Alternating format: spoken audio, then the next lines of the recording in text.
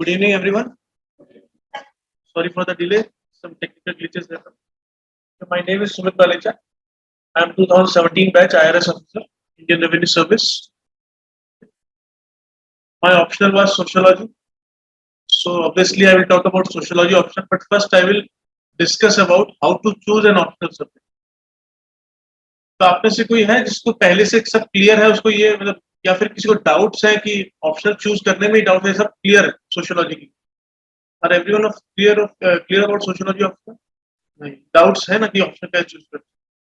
ठीक, तो देखो, फर्स्ट ऑफ ऑल ऑप्शनल क्यों इंपॉर्टेंट यूपीएससी में, है ना? और ऑप्शनल चूज करना टाइम से, राइट ऑप्शन चूज करना क्यों इंपॉर्टेंट है?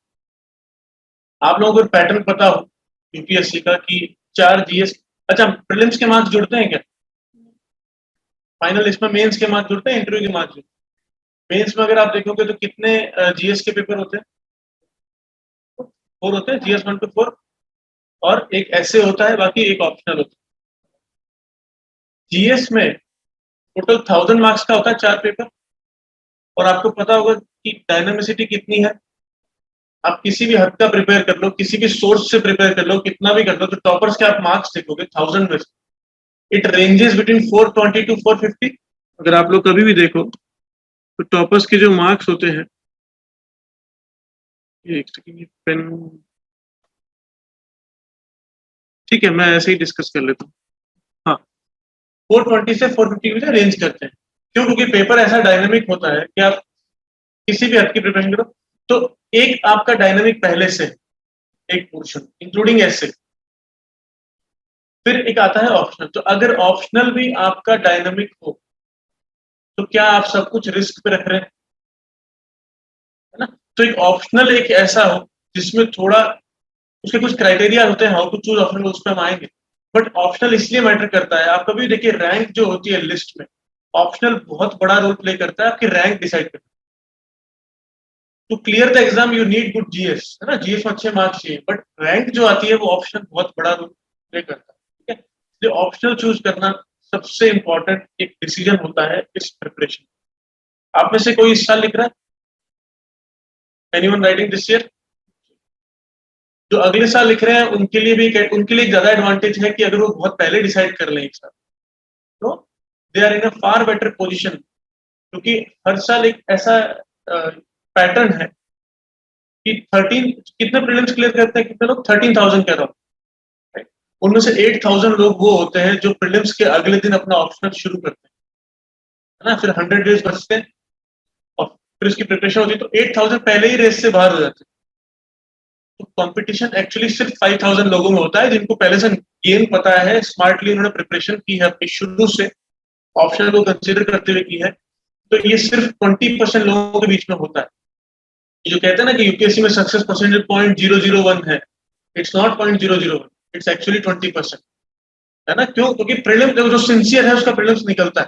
प्रीलिम्स की अपनी अलग स्ट्रेटेजी होती है, उसकी मॉक अलग होते हैं, जो भी है, बट जो सिंसियर होता है उसका प्रीलिम्स निकलता है। मैंने 3 अटेम्प्ट दिए, पहले मेरा प्रीलिम्स निकला था, मैं वही बंदा था जो मैंने बताया 8,000 में था। मैंने अपना प्रीलिम्स के अगले दिन सुबह देखा मेरा ऑप्शनल क्या है, तो पहला अटेम्प्ट मेरा ड्यून हो गया, दूसरे में मेरा क्लियर हुआ, दूसरे मेरे वेटिंग लिस्ट में नाम था, तीसरे में जाके मेरा फाइनल लिस्ट में। तो ये मिस्टेक ज्यादातर लोग करते हैं, इसीलिए जो अगले साल लिख रहे हैं उनके लिए बहुत अच्छी अपॉर्चुनिटी है, समय से अपना सही चूज करें, है ना? हेलो, अब ऑप्शनल को चूज करने के क्राइटेरिया क्या होते हैं? ऑप्शनल का सबसे पहला क्राइटेरिया है कि उसका सिलेबस अगर छोटा है। यहाँ आपको कोई मास्टर्स तो करनी है नहीं ना, किसी सर्टिफिकेट तो लेना नहीं कि भले मेरा सिलेक्शन नहीं हुआ बट मेरे को नॉलेज बहुत है इस सब्जेक्ट में, ऐसा तो कोई होगा नहीं। होता है तो यूनिवर्सिटी जाओ, वहां से डिग्री लो, है ना? तो सिलेबस छोटा होना चाहिए, सिलेबस स्टैटिक होना चाहिए, डायनामिक नहीं होना चाहिए। क्योंकि स्टैटिक, आप पहले डायनामिक रिस्क ले रहे हैं, you are already taking a risk with your GS, है ना? कि वहां पे सर आपकी वॉइस क्लियर अच्छा पढ़ नहीं के आ भी रही किसी है। साल आपका अच्छा हो सकता है, किसी साल हो सकता है कि क्वेश्चन आपने इग्नोर किया और वो एक बड़े 15 मार्कर में आ जाए, है ना? या फिर आपके उस दिन कुछ तबियत खराब हो, कुछ भी हो सकता है कि आप उसको नहीं कर पाए उससे। तो इस कारण से अपना स्टैटिक अगर सिलेबस है यूजुअली ऑप्शनल में प्रीवियस ईयर से क्वेश्चन रिपीट होते हैं। अब किस ऑप्शन में कितने होते हैं वो हम जब क्लासिफिकेशन करेंगे सभी ऑप्शन का तब हम देखेंगे। उसके बाद स्कोरिंग कंसिस्टेंटली होना चाहिए। कई बार होता है कि कुछ ऑप्शंस के दिन चले जाते हैं, जैसे हिस्ट्री है उसके दिन जा चुके हैं। हिस्ट्री अब आप लिस्ट में देखो आपको नहीं मिलेंगे लोग हिस्ट्री में, है ना। फिर आपका जैसे एक पबेड है ना, पबेड के साथ क्या हो गया कि आपको उसमें अटेम्प्ट का दिक्कत हो गया, उसमें आपको तीसरा अटेम्प्ट तक तो निकलता ही नहीं, लोगों को समझ ही नहीं आता कि एग्जामिनर पूछ क्या है।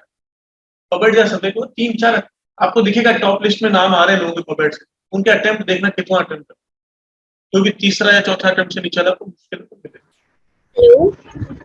फिर एक आता है कि कितनी फेमिलियरिटी है उस सब्जेक्ट की जीएस 1 2 3 4 और ऐसे के साथ, क्योंकि आपको टाइम कम मिलता है, तो अगर आप ये भी पढ़ रहे हैं वो भी पढ़ रहे हैं तो क्या होता है कि hello difficult to hello manage subject. तो अगर कोई ऐसा ऑप्शन हो जो सबके साथ फेमिलियर हो, जैसे कुछ कुछ पोर्शन हर जगह आता है, I think sir तो cannot आपकी heard प्रॉब्लम us. इजी कर देता है। एक है इंटरेस्ट। सर को पता ही आप बहुत नहीं लोगों हम से बोल सुनते रहे होंगे कि हैं। यार पूछते कि क्या ऑप्शन होती है, जिसमें इंटरेस्ट है वो लो, सुना है ऐसा? आपको नहीं लगता कि इंटरेस्ट वर्ड एक ओवर हाइप्ड है? क्यों? क्योंकि जिसमें आज इंटरेस्ट है, 2 चैप्टर बाद क्या पता उसमें इंटरेस्ट छूट जाए। ऐसे बहुत सब्जेक्ट होते हैं शुरू में इंटरेस्टिंग लगते हैं, बट बाद Why में जाते जाते did ऐसा लगता है यार ये तो शुरू में अलग था, अलग इंप्रेशन था। और कभी कभी ऐसा होता है कि शुरू में अच्छा नहीं लगता, बट बाद में थोड़ा सा उसकी कोर समझ में आ जाए तो बहुत इंटरेस्टिंग लगता है। तो इंटरेस्ट इज ओवर हाइप। इसकी बजाय टर्म होना चाहिए जिससे आप फेमिलियर हो, जिसको अपनी डे टू डे लाइफ में ऑब्जर्व करते हो, जिस ऑप्शनल का थोड़ा बहुत आप ऑब्जर्वेशन करते हो डे टू डे लाइफ। जैसे अगर आप ग्रेजुएशन कर रहे हैं तो वो आप उससे ऑब्जर्व करते हो, आपने ना कॉलेज में उसको ऑब्जर्व करते हो। अगर आपका वो सब्जेक्ट पसंद नहीं है तो आप सोसाइटी को जैसा ऑब्जर्व करते हो। ये एक मेरा प्लस पॉइंट हुआ था, सोसाइटी को आप जब ऑब्जर्व करते हो तो यू गुड एग्जाम्पल्स, तो आप उसको एग्जाम में यूज कर सकते हो। सोशियोलॉजी का ये फायदा होता है कि अपने आप ऑब्जर्व करते हो। पबेड के साथ क्या है, इट इज अबाउट एडमिनिस्ट्रेशन। हमें से किसी ने भी नहीं किया। हमारा एजुकेशन सिस्टम है, हमें कभी भी इसके बारे में आइडिया भी नहीं। हम एग्जाम लिख रहे हैं बट हमें नहीं पता हमारा जॉब कैसा हो।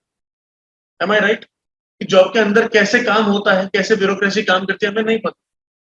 तो क्या होता है जब उसकी टर्म्स सामने आती है ना, तो we find unfamiliar to it ना, we are not able to find examples to it, we are not able to relate to it. तो लोग क्या अटेम्प्ट खराब करते रहते हैं, एक अटेम्प्ट, 2 अटेम्प्ट, तीसरे में जाते हैं तो समझ में आता है अच्छा ये गेम अलग। तब तक कई लोग हार मान चुके होते हैं, जो बचते हैं वो अच्छा निकाल लेते हैं, है ना। तो ये पंचवर्षीय योजना बन जाती है, 5 ईयर प्लान में कन्वर्ट हो जाती है। ठीक है। तो और एक लास्ट फैक्टर है जो डिसाइड करता है, गाइडेंस। अगर आपको किसी ऑप्शनल सब्जेक्ट का अच्छा गाइडेंस मिल रहा है और बाकी फैक्टर अगर मैच कर रहे हैं तो it's always good to go, क्योंकि एक फर्क होता है जीएस में और ऑप्शनल में। जीएस में जो आपकी कॉपी चेक करता है वो पर्सन, वो प्रोफेसर जो है वो न्यूज़पेपर रीडर है नॉर्मल, क्योंकि आपसे टेक्निकल आंसर एक्सपेक्ट नहीं करते जीएस में। जीएस में कॉमन सेंसिकल अंडरस्टैंडिंग होती है कि करंट फिनोमिना हुआ है, आपकी थ्योरी में कहाँ इसका बैकिंग लाई करता है, आप उसके बेस पे एक एनालिसिस करके दो, है ना। कि ये इसकी हिस्ट्री है, इस टॉपिक की ऐसा हुआ है अभी रिसेंटली। हमारा अगर पॉलिटी है तो हमारा कॉन्स्टिट्यूशन ये बोलता है, ये आर्टिकल ये बोलता है। अगर आपका ज्योग्राफी है तो ये फिनोमिना है, वो कुछ भी आप करके उसके दोनों साइड बता के आप इनमें कंक्लूड करते हो। इकोनॉमिक्स है तो आप ऐसे करते हो, वहां पर आपको टेक्निकल आंसर नहीं करना। इवन जीएस 3 में आपको माइक्रो इकोनॉमिक्स नहीं लेके आनी है, मैक्रो इकोनॉमिक्स नहीं। बट ऑप्शनल में जो कॉपी चेक करते हैं वो एचओडीज होते हैं इन्हीं सब्जेक्ट्स के, कोई डीयू जेएनयू इस तरह के अच्छी यूनिवर्सिटी के एचओडीज होते हैं जो अपनी कॉपी चेक करते हैं। तो उनका एक माइंडसेट होता है, उसको रीड करके वो क्या एक्सपेक्ट करते हो। किसी भी क्वेश्चन का आप सब्जेक्टिव पेपर है, कोई भी 2 लोग सिमिलर आंसर नहीं लिखेंगे, बट सिलेक्शन होगा 1000 लोग, उसमें मान लो कि एक ऑप्शन के 100 लोग भी हैं तो 100 अलग अलग आंसर लिखते हैं। बट उनको एक माइंडसेट पता होता है कि what is expected broadly in this answer, what is expected from me. वो शुरू अगर गाइडेंस अच्छा है आपको, देखो ऐसा नहीं कि नहीं समझ। मैंने जब तैयारी की थी आई प्रिपेयर्ड विद जॉब, मैंने जॉब नहीं छोड़ा था, ठीक है। तो मेरे पास कोई, मैं बैंगलोर में कर रहा था, मेरे पास कोई कोचिंग, स्पेशली मैंने 2014 15 16 जब ऑनलाइन का भी जमाना नहीं था, तो मुझे पहला अटेम्प्ट लगा पूरा गेम समझ में, तो लगता है अगर, और यही मैं मानता हूँ अगर गाइडेंस होता तो एक अटेम्प्ट कम लगता। ठीक है, क्योंकि ब्रॉड अंडरस्टैंडिंग देता है आपको टीचर किसी भी टॉपिक को शुरू करने से पहले। तो अगर कोई गाइडेंस अवेलेबल है किसी भी सब्जेक्ट का, और आपको इंटरेस्ट है, ये सब चीजें मैच करती, तो you should always go for that. अब अगर हम इसको ब्रॉडली डिवाइड करें ऑप्शनल सब्जेक्ट्स, तो ब्रॉडली आप देखोगे 3 तरह की थीम है पूरे optional subjects. I wish I could write here, ये पेन के साथ कुछ इश्यू है। चलो मैं आपको ऐसे ही बताता हूँ। हाँ, ये आ गया। ओके, अगर मैं ब्रॉडली डिवाइड करूं, एक सेकेंड, तो एक होता है प्रोफेशनल टाइप के ऑप्शनल सब्जेक्ट। आप देखोगे अगर 24 टाइप के ऑप्शनल सब्जेक्ट्स है ना, एक हो गया प्रोफेशनल टाइप के सब्जेक्ट्स, दूसरा हो गया आपके ह्यूमैनिटीज के, एंड तीसरा हो गया आपके लिटरेचर। ब्रॉडली ये क्लासिफिकेशन। प्रोफेशनल सब्जेक्ट्स में इसमें ये सब आता है, इंजीनियरिंग हो गया, अकाउंटेंसी हो गया, कॉमर्स एंड अकाउंटेंसी हो गया, आपका फिजिक्स केमिस्ट्री मैथ्स हो गया, है ना, आपका बायोलॉजी हो गया, जूलॉजी जो भी होता है, बॉटनी हो गया, एग्रीकल्चर हो गया, वेटनरी साइंसेज हो गए। ये सब सब्जेक्ट उनको चूज करने चाहिए those who had good background in their graduation, किसी ने मास्टर्स की है। रीजन क्या है कि आपको ऑलरेडी पता है कि आपके एग्जामिनर आपने और की है नहीं, अच्छे से की है, ये बहुत बड़ा मैटर करता है। जो कोई गोल्ड मेडलिस्ट टाइप का हो, जिसके जो जानता था कि मतलब कि जिसने अपने बहुत टॉप में रहा है अपने ग्रेजुएशन में, अच्छा स्कोर किया है, जो अपने प्रोफेसर के माइंडसेट को समझता है, अगर ऐसा कोई है तो आई वुड रिकमेंड कि इस एग्जाम में उसको एक बेनिफिट क्या होगा कि उनको सिर्फ प्रीवियस ईयर के पेपर्स देखने हैं, पैटर्न देखना है और अपनी प्रिपरेशन उस हिसाब से करनी, ब्रॉडली पता है, आंसर राइटिंग की स्ट्रेटेजी पता है, ठीक है, तो you can dedicate more time to GS. वो एक एडवांटेज मिलता है आपको, एक लेवल प्लेइंग फील्ड में नहीं है वो। Actually optional is not, it distorts the level playing field, but you will B advantages position, it will benefit you. अगर ऐसा नहीं है किसी का, तो ह्यूमैनिटीज में मैं सेकंड लास्ट में आऊंगा। सेकंड हम देखते हैं लिटरेचर। लिटरेचर स्कोरिंग है, बट लिटरेचर डेड सब्जेक्ट, और उसका कोई बेनिफिट नहीं है किसी भी जीएस 1 2 3 4 और ऐसे।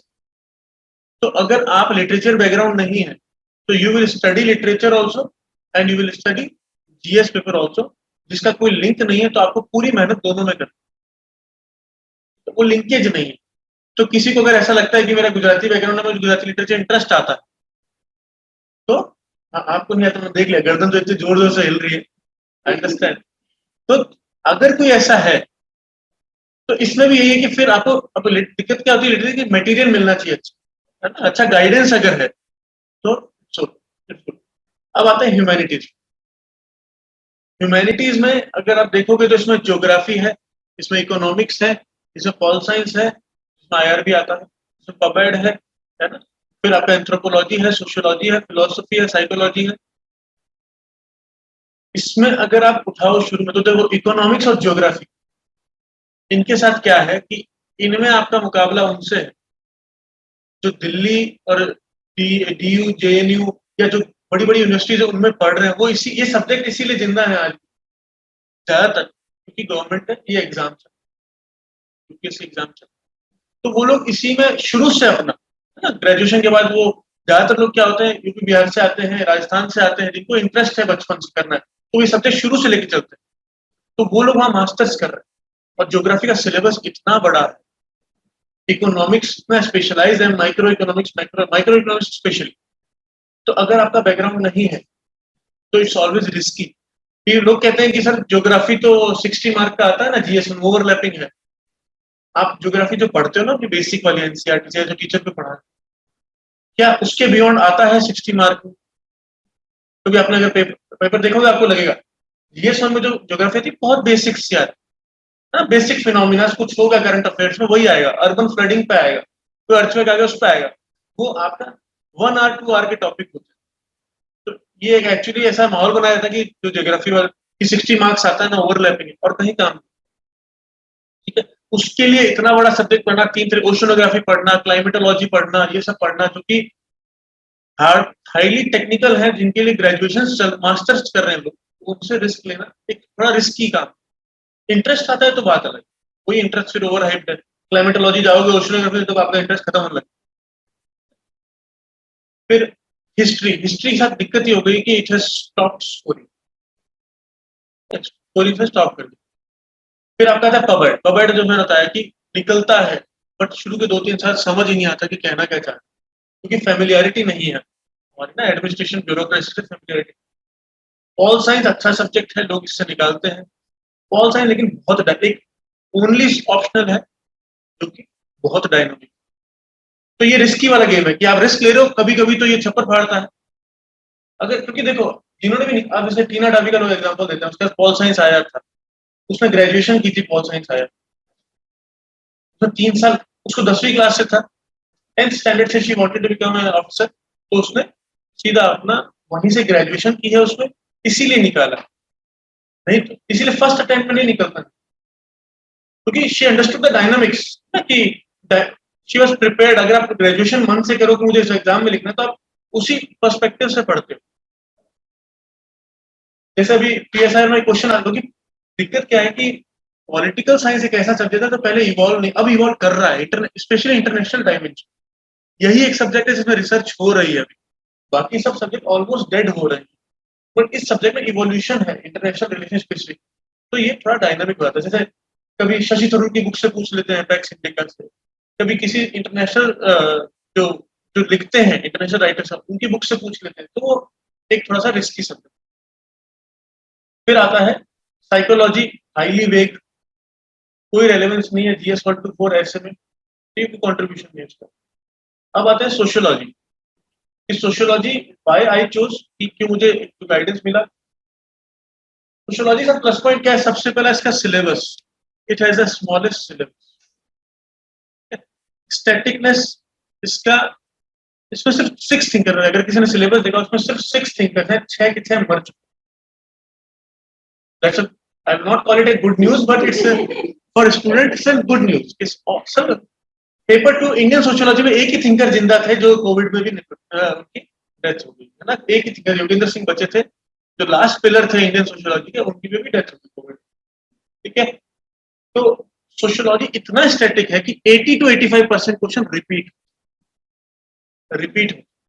ठीक है, कई लोग इसमें क्वेश्चन बेस्ड अप्रोच जब प्रिपेयर करते हैं, क्वेश्चन बेस्ड अप्रोच भी रख सकते हो, क्योंकि लास्ट के पेपर रिपीट होंगे आप देखोगे, तो उसी क्वेश्चन को उठा के प्रिपेयर कर लो कभी, तो इसमें इतना एक तरह से स्टैटिकनेस। फिर इसका आता है कि क्योंकि ये सोसाइटी के ऑब्जर्वेशन है, तो जो ऑब्जर्व आप you will see real time example, तो जितना आप उसको समझ सकते हो, उसको पुट कर सकते हो, उतना आपका स्कोरिंग। जैसे मेरे जो सोशियोलॉजी आए थे, मेरे पेपर 2 में हाईएस्ट थे उस टाइम मेरे साथ 157 थे। क्यों? क्योंकि इतना अगर कंसेप्चुअल क्लैरिटी है आपको, तो आपके आजू बाजू को आप एग्जांपल इतना अच्छे से कोट कर सकते हो। जैसे इंस्टीट्यूट हम देखेंगे, अब आगे पढ़ेंगे तो सिलेबस भी देखेंगे थोड़ा कि कैसे आप डे टू डे अफेयर्स को भी यूज कर सकते हैं। इसके साथ ये प्लस पॉइंट है कि फर्स्ट अटेम्प्ट में लोगों ने निकाला है। जैसे आपने नाम श्रुति देशमुख नाम सुना है, रैंक 5 थी, केमिकल इंजीनियरिंग बैकग्राउंड था, उसके फर्स्ट अटेम्प्ट है ना, शी स्कोर्ड 314। किसी भी ऑप्शनल में आपके 280 से ऊपर है तो मतलब आप टॉप 200 में तो डेफिनेटली। तो सबसे बड़ा प्लस पॉइंट है कि इसको फर्स्ट अटेम्प्ट में निकाला जा सकता है। और विशाल शाह करके जिसका आईएएस मार्क्स आया था 329, 69 रैंक थी उसका जीएस पूरा खराब गया, पर क्योंकि सोशियोलॉजी था 329 मार्क्स आए थे उसकी, उसकी 69 रैंक आई। अदरवाइज उसका लिस्ट में भी शायद नाम आता कि नहीं आता वो भी कंफर्म। ठीक है, अनु कुमारी है जिसकी सेकंड। तो इस तरह से बहुत लोग हैं जो एक बात, जो कई बार आपके किसी कारण से अटेम्प्ट लग जाता है, but if you are sincere, everything goes according to your plan, it gives an opportunity to clear in the first attempt. उसके बाद एक पॉइंट आता है सबसे इंपॉर्टेंट, कि इसकी ओवरलैपिंग जो है वो one of the most significant है in comparison to other optionals. GS1 में if you have seen the syllabus, social issues करके एक है टॉपिक, उससे हर साल 100 मार्क्स का आता, 100 marks out of 250 in GS1। मेरे साल में GS1 और कहते हैं पेपर 2 सोशियोलॉजी में हाईएस्ट थे। क्यों? क्योंकि GS1 मेरे 122 थे आउट ऑफ 250, 122 आए थे मेरे। व्हाई? बिकॉज इंडियन सोसाइटी है दोनों में। GS1 में इंडियन सोसाइटी के इश्यूज हैं 100 मार्क्स, बाकी सब 60, जैसे हिस्ट्री 60 मार्क्स आता है उसमें, ज्योग्राफी 60 मार्क्स आता है, फिर वर्ल्ड हिस्ट्री का अलग, बट सोशल इशू को हाईएस्ट मार्क देती है इन GS1, ठीक है। GS2 आपका सोशल जस्टिस है, एनी स्कीम उसका सोशल की सोसाइटी पे डिफरेंट सेगमेंट्स पे क्या फर्क पड़ेगा, कास्ट बेस पे क्या फर्क पड़ेगा, विमेन पे क्या, जेंडर बेस इश्यूज क्या फर्क पड़ेगा, है ना, रिलीजन बेस पे क्या फर्क, तो ये सब analysis in context of social justice. फिर GS3 socio economic development, internal security, जहाँ एक्सट्रीमिज्म आता है, रिलीजियस बेस्ड जो मोबिलाइजेशन होता है वो इश्यूज आते हैं, कास्ट बेस्ड होता है, ट्राइबल बेस्ड मोबिलाइजेशन होता है ना। और GS4 की case studies, case studies is all about you are put in a situation where social issue is going on. It may be patriarchy, it may be caste issue, it may be anything. Ultimately, it's a social issue, है ना। Religious extremism हो सकता है, कुछ भी चीज भी issue, आप कलेक्टर आप क्या डिसीजन दो।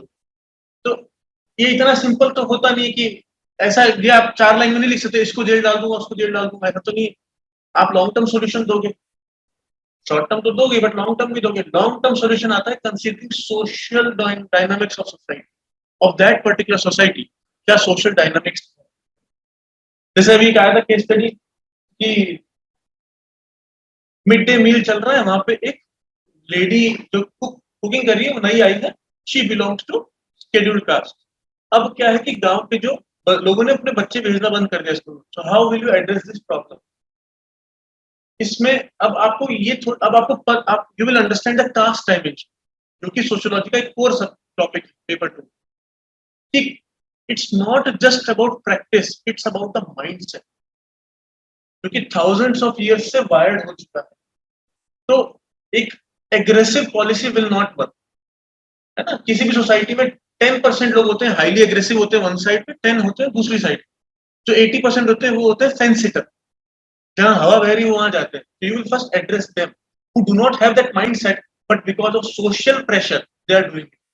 तो उनको फर्स्ट तो ये सब समझ में आता है आपको जब आपको डायनामिक्स देखते हो, तो इस कारण से केस स्टडीज आप अच्छे से एड्रेस कर पाते।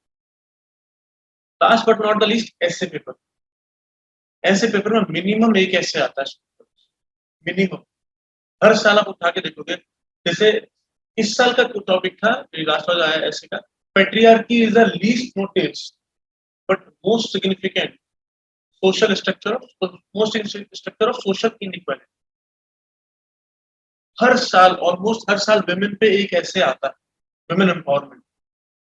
और सोशियोलॉजी का एक कोर सब्जेक्ट में आता है विमेन फेमिनिज्म, जो हम पढ़ते हैं। जब लिटरेचर सुनते भी होगे फेमिनिज्म, उसका रियल मीनिंग क्या है, रियल वुमेन एम्पावरमेंट क्या है, उसके ऊपर आता है, ठीक है। जैसे उसमें सारी डायमेंशन कवर होती है। जैसे हमारे पॉलिटिक्स में आप देखोगे पार्लियामेंट में कितने परसेंट वुमेन एमपी है, ओनली 14%। इकोनॉमी में कितनी परसेंट वुमेन पार्टिसिपेटिंग है, ओनली 18% है। अर्बन में तो और कम है, रूरल इंडिया में फिर भी 29% वुमेन पार्टिसिपेट कर रही है, अर्बन में तो उतनी भी नहीं करी, है ना। तो economic dimension, political dimension, social health, क्या फैक्टर्स हैं, कितना IMR है, कितना MMR है, कितना चाइल्ड सेक्स रेशियो है। प्रॉस्परस स्टेट जैसे आपका पंजाब हो गया, गुजरात हो गया, यहाँ बहुत दो चाइल्ड सेक्स रेशियो है। क्यों है? जैसे इकोनॉमिकली आगे बढ़ रहे हैं, विमेन की नंबर कम होते जा रहे हैं। आयरॉनिकल है ना, डेवलपमेंट हो रहा है, कहाँ का डेवलपमेंट, इकोनॉमिक ग्रोथ हो रही है, इट्स नॉट ग्रोथ हो रही है, but women empowerment negative regressive हो रहा है। तो ये सब चीजें उसमें पढ़ते हैं, ये सब चीजें आपको इंटरव्यू में भी बहुत हेल्प करती है। जैसे मैंने 2 इंटरव्यू दिए, मुझे सोशियोलॉजी ने बचाया है बहुत बार। जैसे मेरा इंटरव्यू में मुझसे क्वेश्चन पूछा गया था कि जैसे मेरे स्कूल का नाम था संत विवेकानंद सीनियर सेकेंडरी स्कूल, जब मैं पढ़ा था बीकानेर, तो डेफिनेटली मुझे पता था कि सेंट विवेकानंद को पूछ सकते हैं। तो मैंने इतने पढ़ा था कि हमका अद्वैत वेदांत उनकी फिलोसफी थी, क्या फिलोसफी थी मैं पढ़ के गया था। तो मुझसे पहला क्वेश्चन यही पूछा कि तो संत उनकी क्या फिलोसफी। तो सडनली क्वेश्चन आ गया कि do you believe in religion, सीधा upfront, do you believe in religion. अब मेरे को डाउट ये कि यार ये सामने वाला JNU का है कि TU का है कि राइट विंग है, लेफ्ट विंग है, गवर्नमेंट का प्रो है, गवर्नमेंट क्या, नहीं पता। तो सेफ वे आउट क्या होता है, सोशियोलॉजी में रिलीजन एक चैप्टर है पूरा, वहां पे हम उसकी डेफिनेशंस, हम हर चीज की पहले डेफिनेशन देखते हैं, है ना। तो डेफिनेशन मुझे पता थी कि religion is about in a secular society, in a secular society religion is about your spiritual upliftment, your anxiety relieving, है ना। तो मैंने इतना ही बोला कि सर मेरे हिसाब से religion is about personal spiritual upliftment, spiritual connection, but unfortunately as of today I have not yet had the spiritual connection. But my family has social practices that I follow to just see that whether can I have in future. I think that is the path they have suggested me, but as of now I have not yet get that. उसके बाद उन्होंने कुछ counter कुछ किया, मुझे पता कि ये सेफ खेल रहा है, ज़्यादा फायदा नहीं है इसको कोट करके। यही मैं कुछ ऐसा वैसा बोलता है, रिलीजन अच्छा है बुरा है, जो हम एक अखबार न्यूज पेपर पढ़ते हैं ना, तो क्या होता है कि ये सबसे बड़ा प्लस पॉइंट है सोशियोलॉजी का कि आपको मॉडरेट बनाता है, आपके स्टैंड को ना राइट रॉन्ग से ऊपर ले जाता है। हम जो हर चीज में मॉरलिटी लाते हैं ना, ये सही अपने बेंचमार्क से, अपने प्रेजुडिस से जज करते हैं, बाजू वाले को जज कर लेते हैं, खाने को जज कर लेते हैं, उसकी ड्रेसिंग को जज कर लेते हैं, है ना, उसके उसकी थॉट्स को जज कर, जो भी हम करते हैं, है ना, वो एक पर मॉडरेट होता है। ये आपका धीरे धीरे स्टैंड आपको दोनों साइड दिखाता है। वाई? बिकॉज आज अगर कोई पेट्रियार्कल है तो क्या आपको नहीं लगता कि उसका सोशलाइजेशन ऐसा हुआ है? देखिए एक बात बताओ, what is the core concept of sociology कि whenever two or more people are involved, you are actually playing a role. आप अंदर कुछ भी हो, कैसे भी हो, but right now you are playing a role. I am playing a role of a teacher. I have certain guidelines. It was not told to me, neither was told to you. But आपको पता है कैसे behave करना है, कहाँ पे आप हर जगह रोल प्ले करते हो, फैमिली में एक रोल प्ले करते हो, यहाँ एक रोल प्ले कर रहे हो, यहाँ से गेट से बाहर जाती है अलग रोल प्ले करो, अभी ऑफिस में जाओगे अलग रोल है ना, हर जगह आपको पता है एक पैटर्न वे में आप इंटरेक्ट कर रहे हो, जो आपका पैटर्न है, जो भी आपने एक डेवलप किया है, ये आया कहाँ से? तो पेट्रियार्कल है वो इसलिए होगा, जब बचपन में वो पैदा हुआ वो क्लीन स्लेट था, उसने घर में देखा कि अच्छा पापा ऑफिस से आ रहे हैं, मम्मा चाय बना रही है, मम्मा बाहर नहीं जाती, मम्मा दादी का सारा काम कर रही है, दादा का सारा काम कर रही है, ठीक है, घर का सारा काम कर रही है, कोई गिफ्ट लेके आया मेरे लिए, फुटबॉल लाया मेरे लिए, ग्रुप स्पोर्ट्स का गेम दे रहे हैं, क्रिकेट खेलो, ये खेलो, दीदी को क्या दे रहे हैं, बारबी डॉल दे रहे हैं, किचन का सेट दे रहे हैं, डॉक्टर का वो दे रहे हैं, हॉस्पिटैलिटी सेक्टर वाले जो गेम्स होते हैं वो दे रहे हैं, बैडमिंटन खिला रहे हैं जो कि सिंगल स्पोर्ट है, जहाँ भाई पीछे खड़ा रहे साथ में, स्कूल। तो ये सब चीजें तो ऑब्जर्व करते हैं तो उनको समझ में आता है, अच्छा ऐसी होती है society, they start treating it as a natural, whether it was a social phenomena, है ना। तो अभी क्या होता है, जो फेमिनिज्म में क्या है कि एक्सट्रीम पॉइंट लेते हैं ना कि मेन आर रिस्पांसिबल, मैन, ठीक है, but those main when they were being socialised, who were the one who socialized them? Women was also included in that. एक कंसेप्ट होता है patriarchal bargain. Patriarchal bargain concept होता है कि in a patriarchal society women enforce patriarchy to find their own place.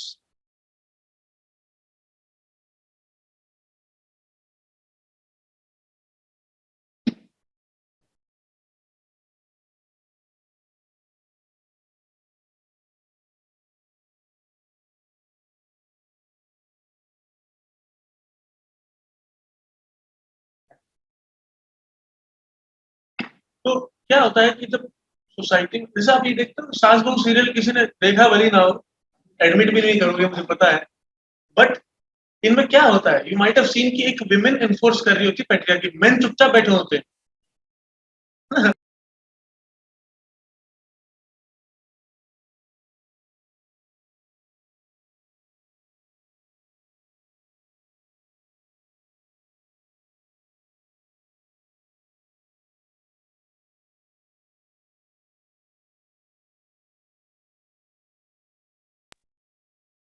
अच्छा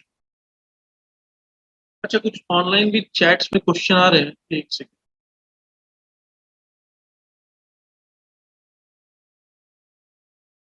audio is muted, rejoining won't help.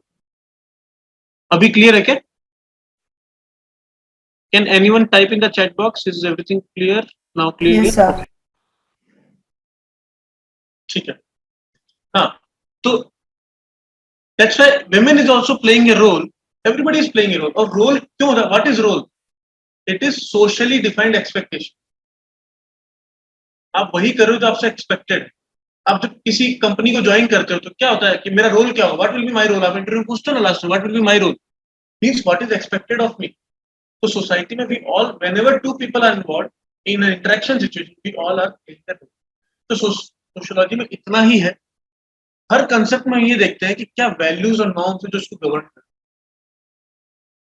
Political domain में क्या values norms है, आज भी हम डेमोक्रेसी के नाम पे कास्ट बेस्ड वोट करते हैं, रिलीजन बेस्ड वोट करते हैं, जेंडर बेस्ड वोट करते हैं। वैल्यूज कौन सी गवर्न कर रही है? It's not of individualism, it's a collectivism. आज भी हमारी सोसाइटी में कलेक्टिविटी को इंपॉर्टेंस दी जाती है, इंडिविजुअल की इतनी वैल्यू नहीं है ना। तो वो वैल्यू सिस्टम ड्रिवन करते हैं, तो हर जगह हम ये देखते हैं। अच्छा किसी भी, तो इसीलिए सोशियोलॉजी क्यों सिंपल होता है, क्योंकि आपको कोर पता होता है कि देखना क्या है ना। डॉक्टर क्या करता है, एक फिजिशियन क्या करता है, उसको पता है ढूंढना क्या है, 100 चीजें चल रही बॉडी। बट वही है, इसीलिए थोड़ा अगर इसका कंसेप्ट समझ में आ जाए इनिशियली तो पूरे सब, क्योंकि यू कैन, जो मैंने एग्जांपल्स दिए मैंने सोचे नहीं थे, वो डिस्कशन करते थे क्योंकि ऑब्जर्वेशन है सोसाइटी का, आपके भी ऑब्जर्वेशन है, so it makes it easier. ऐसे राइटिंग में यूज कर सकते, कहीं भी आप, बस आपको ब्रॉड फिनोमिना पता हो तो it can be use anywhere, ठीक है। तो इस तरह से चलो हमने सोशियोलॉजी क्यों इंपॉर्टेंट है ये देख लिया, इन द सेंस कि why it is advantageous in comparison to other subject. एक इसका सबसे बड़ा प्लस पॉइंट, जैसे जो हर एग्जाम में आप उससे एक इसका एजेंडा, एक तो आपका ये है अपने क्लास का कि हाँ एडवांटेज ऑफ सोशियोलॉजी, प्रिपरेशन कैसे करें, व्हेन टू स्टार्ट प्रिपरेशन ना ऑप्शन। देखो सबसे पहली चीज कि एंड में आपके मार्क्स जो है वो मेंस के एग्जाम के जुड़ते हैं, और मेंस में आप खुद बैठ के नहीं जाते कॉपी में, आपकी कॉपी जाती है, आपका नाम भी नहीं होता, रोल नंबर होता है। तो ultimately you have to express. तो आप कितना भी पढ़ लो, अगर आंसर राइटिंग नहीं करोगे, किसी से फीडबैक नहीं लोगे, ठीक है, तो इट विल नॉट मैटर कि आपको कितना समझना है। आप लोगों ने किसी ने अगर आंसर राइटिंग की कोशिश की होगी तो पता होगा कि समझ में सब आ रहा है, और जब एक्सप्रेस करने जाते हो तो हाथ कांपते हैं। क्यों होता है? क्योंकि क्या होता है कि हमें कभी भी हमारे एजुकेशन सिस्टम में एक्सप्रेस करना नहीं सिखाया। नॉलेज नॉलेज नॉलेज इंटेंसिव, और बताया गया ऐसे लिखना है तो ऐसे लिखना है। इधर से उधर लिखते थे, अपने आप को एक्सप्रेस करते थे तो डांट पड़ जाती थी, अरे फिर टॉप नहीं करेंगे, फिर वो मिठाई नहीं बटेगी, है ना। कुछ भी इधर उधर ट्राई किया, 100% नहीं आया तो फिर वो गए। तो इस कारण से वो आदत है हमें कि हमें कोई रटा रटा मटेरियल दे दे। यूपीएससी में भी यही होता होगा, दिमाग में आता होगा जब भी पढ़ते हो कि यार कोई आंसर बता दे, मैं लिख तो मैं लेंगे, बट आंसर बता दे कैसे लिखना है, कैसे लिखना है, ये जो कोई हार्ड एंड फास्ट रूल नहीं। It's all about are you able to convey yourself ना। तो ये तब होता है जब आप लिखते हो और फीडबैक लेते हो। अल्टीमेटली फिर से गाइडेंस की इंपॉर्टेंस है कि अगर आपको लकीली, मुझे लकीली सेकंड अटेम्प्ट में गाइडेंस मिल गया था सोशियोलॉजी, जो मेरा आंसर चेक करते थे, तो सर थे, मतलब he had himself given exam, he was running a cat class but he was interested in teaching sociology, तो मुझे वो मिल गए थे। पर्सनल फीडबैक जो होता है, आप कहीं अगर कोचिंग भी कर रहे हैं तो वहाँ आपको टीचर पता होता है ना कि ये जेन्युइन, तो सारे टीचर होते हैं। तो कोई आप एक किसी को पकड़ो जो आप पे ट्रस्ट करता है, जिसका आप ट्रस्ट करते हो, उनको बोलो मैं आंसर्स लिखूंगा, उसको फीडबैक। तो सबसे इंपॉर्टेंट है जब आप पढ़ना शुरू करते हो तो उसको सोचो कि है ना यार, इसको if I am asked to express it, I am I able. ये सिर्फ सोशियोलॉजी के लिए नहीं, पूरे जीएस के लिए होता है। नहीं तो क्या होता है कि जो साइंस के लेते हैं ना ऑप्शनल सब्जेक्ट, प्रोफेशनल वाले, उनके साथ यही दिक्कत होती है। उनके साथ दिक्कत आती है इंटरव्यू में, उनके साथ दिक्कत आती है जीएस पेपर। जिन्होंने मैथमेटिक्स ले ली, इंजीनियरिंग ले लिया, ज्योग्राफी ले ली, इट्स नॉट, उसमें टेक्निकल होता है आंसर, ऐसे ऐसे ऐसे सबको पता है ना। आपको पता है इसको है प्रोफेशनल बैकग्राउंड से, क्या आपको बैकग्राउंड, और जैसे आपको क्या है ये, तो आपको तो फिर भी राइटिंग एक्सपीरियंस है राइट, पैराग्राफ आपको। yes, तो आप कौन सी बीएससी में क्या आपको दिक्कत है आएगी वो एक्सप्रेस करने वाली? बीए, चलो आपको एडवांटेज बीए, तो आपको कोई दिक्कत आएगी?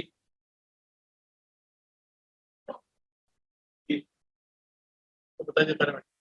तो क्या होता है ना कि जिन्होंने ग्रेजुएशन में कभी एक्सप्रेस नहीं किया होता, जैसे मेरे साथ भी था, मेरा इंजीनियरिंग था, उसमें भी मैं हिंदी मीडियम से था।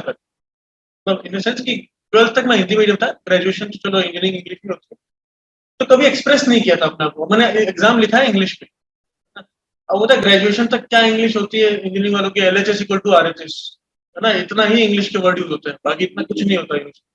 तो उस कारण से क्या एक्सप्रेशन तक कुछ भी नहीं था। और फर्स्ट अटेम्प्ट में मैं जब प्रीलिम्स निकला, मेंस गया लिखने, मैं मुंह उठा के चला गया, मैंने प्रैक्टिस भी नहीं की ना कुछ, इतना बुरा हुआ, मतलब क्रैश कर गया वहां पे कि मन नहीं करता फिर लिखने का यार, कि अरे अब मतलब वो होता है ना, मूड ऑफ होता है कि मैं नहीं खेल रहा, मतलब ये क्या है ये, क्यों? क्योंकि प्रैक्टिस नहीं करी, है ना। तो वो सेकंड टर्म मेरा एक ही काम था, मुझे पता था कि नॉलेज बहुत है, अब इससे नॉलेज फट जाएगा सिर्फ, इससे अच्छा इसको एक्सप्रेस करो। तो second attempt was all about expression. मैंने, क्योंकि मैं जॉब करता था तो मेरे पास टाइम भी नहीं था, तो मैं क्या किया कि ऑफिस में बैठे, कहीं चले गए मीटिंग रूम में साइड में अपने कहीं बैठ के जाके वहां अपने जाके आंसर राइटिंग। मेरी हैंड राइटिंग बहुत खराब थी, बहुत खराब थी, है ना। तो फिर मैंने अपनी भतीजी थी 6 साल की, उसकी कर्सिव राइटिंग, मैंने पहली बार लाइफ में कर्सिव राइटिंग कैसे वीडियो देखी यूट्यूब पे, 7 दिन देखा, मेरी राइटिंग कर्सिव होगी, स्पीड भी आती है उससे। आपने से कोई कर्सिव राइटिंग तो आता है लिखना कर्सिव में, उससे स्पीड आती है। ये सब चीजें करी।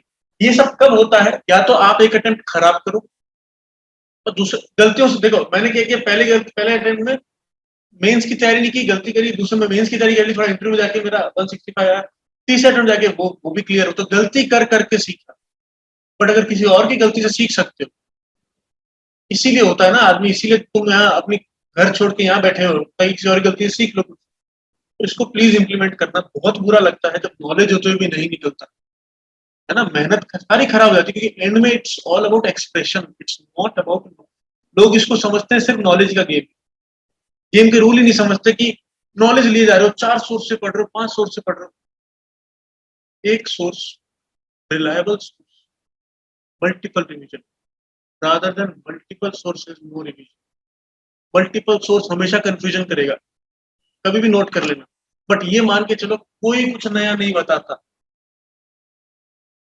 ये मिथ है। कौन क्या बता देगा एक्स्ट्रा, ऐसा हुआ क्या है, या ऐसा इस एग्जाम में ऐसा क्या हो जाता है कि जो या तो न्यूज़पेपर में नहीं है, या फिर सिंगल सोर्स जो आपको है उसमें नहीं है। हम क्या करते हैं, हम ट्रस्ट नहीं करते, हमारी आदत होती है, हमें सामने वाला हमेशा बेवकूफ लगता है, होता है ना, होता है ये भले एक्सेप्ट नहीं करो, हमें सामने वाला हमेशा बेवकूफ लगता है। जबकि ये नहीं देखते कि यार वो आ रहा है अगर आपसे बात करने, तो उसने आपसे ज्यादा मेहनत करी है कि आपको कुछ नॉलेज देके जाए, है ना। तो कोई टीचर आ रहा है, कोई कुछ भी बोलने आ रहा है, तो वो मेहनत करके आया है, तो उसको अगर आप जो भी पढ़ा रहा है उस पर ट्रस्ट करो कि यार पहले इसने जो पढ़ा है उस पर मैं मास्टरी कर लूँ, इसमें से कुछ आया तो I should be able to answer उसको। जब आप किसी भी चीज को दोबारा पढ़ते हो ना, आपको नई चीज दिमाग में आती है। तीसरी बार पढ़ोगे ना, नई चीज, क्योंकि करंट अफेयर्स होते रहते हैं। ये बात सही बता रहा हूँ।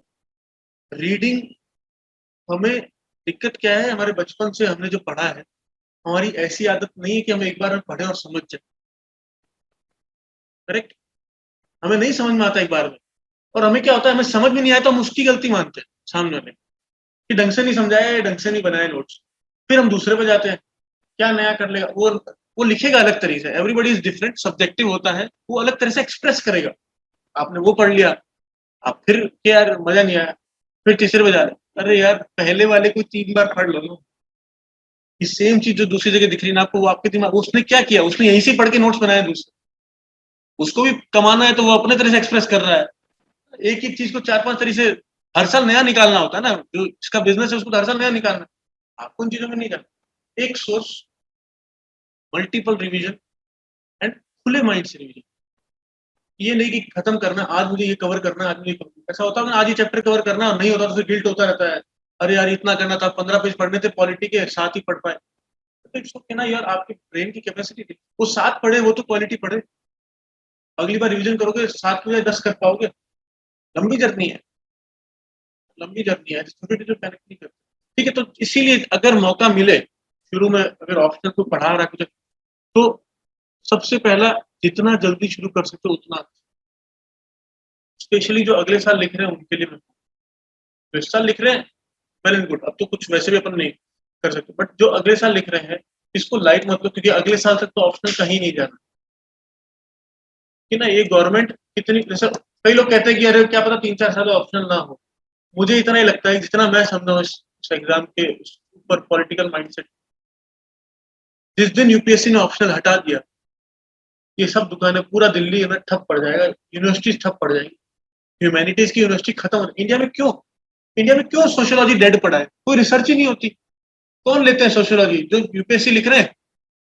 अनफॉर्चुनेटली अगर नहीं हुआ तो वहां जाके अब अपना फील्ड छोड़ चुके हैं, जॉब किया नहीं, आइसोलेटेड, मतलब एक तरह से वो हो चुके हैं मार्केट से, तो वहां जाके अपना वहां सोशियोलॉजी में वो किया। तो इसीलिए वो यूनिवर्सिटी चल रही है। मैं सही बता रहा हूँ, सरकारी एग्जाम है इसीलिए यूनिवर्सिटी चल रही है ह्यूमैनिटीज की। Please don't take it otherwise. Anyone who is, आपको भी लगता होगा कि जॉब रेलेवेंस जो है वो इंडिया में दिक्कत हो गई, कम हो गया है बिकॉज ऑफ ये इंजीनियरिंग हो गया, या आपका अकाउंटेंसी हो गया, ये सब जॉब्स ने, प्रोफेशनल जॉब्स ने ओवर पावर कर लिया है ह्यूमैनिटीज। वो चल इसीलिए रहे हैं ज्यादातर, क्यों? क्योंकि एक किसी कोई पर्पस होता है, दूसरा पर्पस है रादर देन अपने फील्ड में आगे बढ़ना, है ना? तो इसीलिए यही मेरा कहना है कि मल्टीपल सोर्सेज जो अगर कोई गाइडेंस मिलता है उसको मल्टीपल रिवीजन करो, ट्रस्ट करो, उससे आंसर राइटिंग करके चेक करो, और जितना जल्दी शुरू कर सकते हो कर लो, क्योंकि 2-3 साल तक ऑप्शन कहीं नहीं जाता। ठीक है, ये हो गए मेरे जो मैं ब्रॉड पॉइंट्स लेके आया था अभी। क्या बुक्स कौन सी रेफर करनी चाहिए सोशियोलॉजी की, वो मेरे पास है, बट उससे पहले मैं आप लोगों के डाउट्स लेना चाहता हूँ। कुछ आप लोग डाउट्स पूछो पहले, फिर अपन आगे आगे बाकी पार्ट पे चलेंगे। बताओ।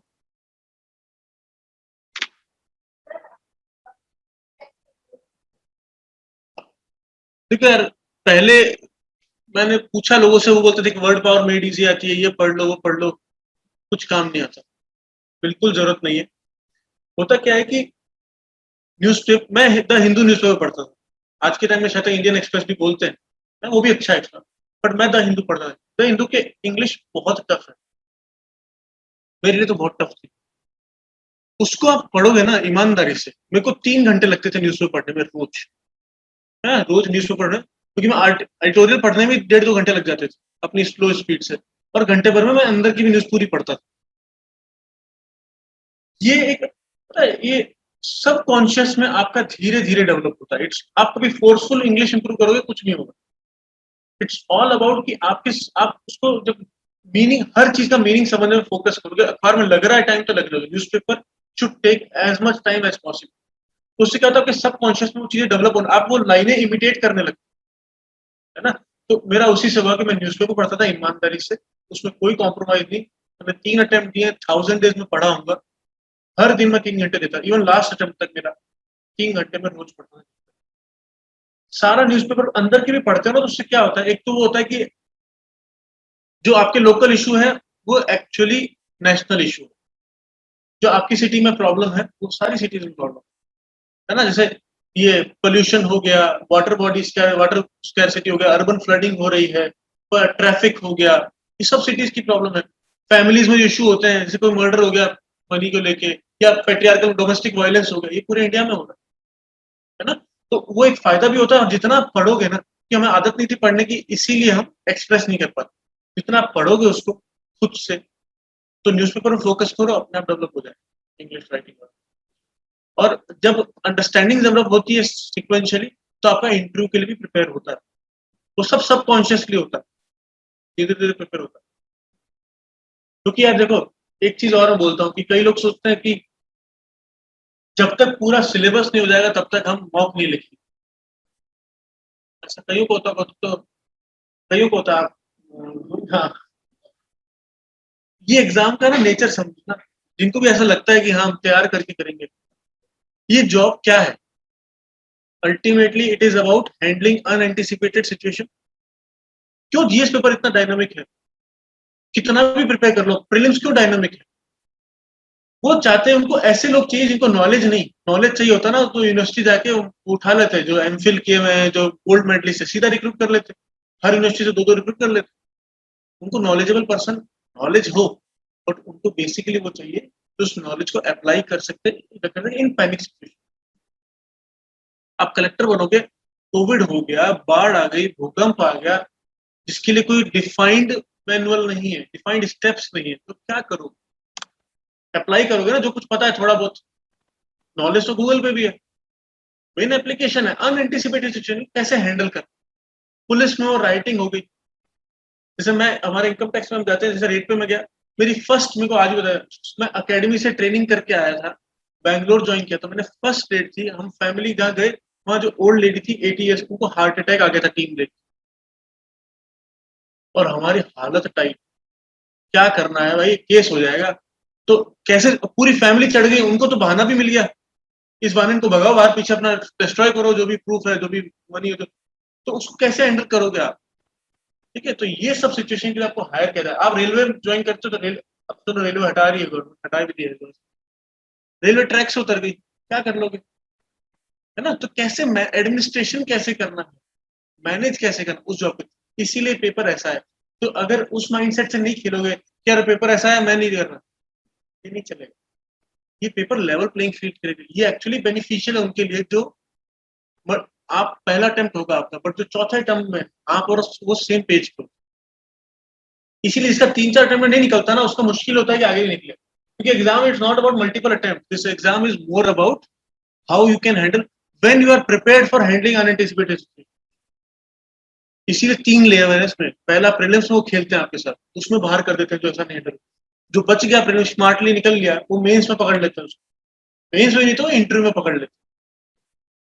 इंटरव्यू, अच्छा, मेंस 3000 लोग निकाल, मेंस जो क्लियर होता है वो 3000 लोगों का होता है, कितने लोग आते हैं फाइनल लिस्ट में? 900 आते हैं ना। तो ये भी सोच लेना कि ये मेंस निकल जाता है ना, लोग खुश हो जाते हैं मेंस निकल गया अब तो हो गया, ऐसा नहीं होता। मेंस निकलने के बाद भी 70% लोग घर जाते हैं, 70% लोग मेंस क्लियर करने के बाद भी सिलेक्शन। क्यों? क्योंकि इंटरव्यू में आपको वही जज कर रहे हैं आप, कि अब आपके सामने सिचुएशंस ऐसी ऐसी है, how will you handle it. तो जो पढ़ा है, जो मेंटली, इसीलिए कभी ये मत सोचना मैं प्रिपेयर करने के बाद, टॉपर के भी 49.8% नंबर है, 100, आधा भी पेपर नहीं आता किसी को, उसके रैंक 1 आती है, उसको आधा भी नॉलेज नहीं है एग्जाम। तो इसीलिए मैं कह रहा हूँ नॉलेज जरूरी है, और उसकी एप्लीकेशन भी जरूरी, उसको एक्सप्रेस करना जरूरी। तो ये गेम ऐसा है, तो अगर गाइडेंस है तो आंसर लिखो, ये सिर्फ सोशियोलॉजी नहीं, जीएस में भी काम होता है। जो पढ़ा है उसको सोचो, न्यूज़पेपर पढ़ रहे हो उसको सोचो, उसको एक्सप्रेस करो, सोशियोलॉजी में हेल्प करे, किसी भी ह्यूमैनिटीज के ऑप्शनल में आपको हेल्प करे। और पूछो।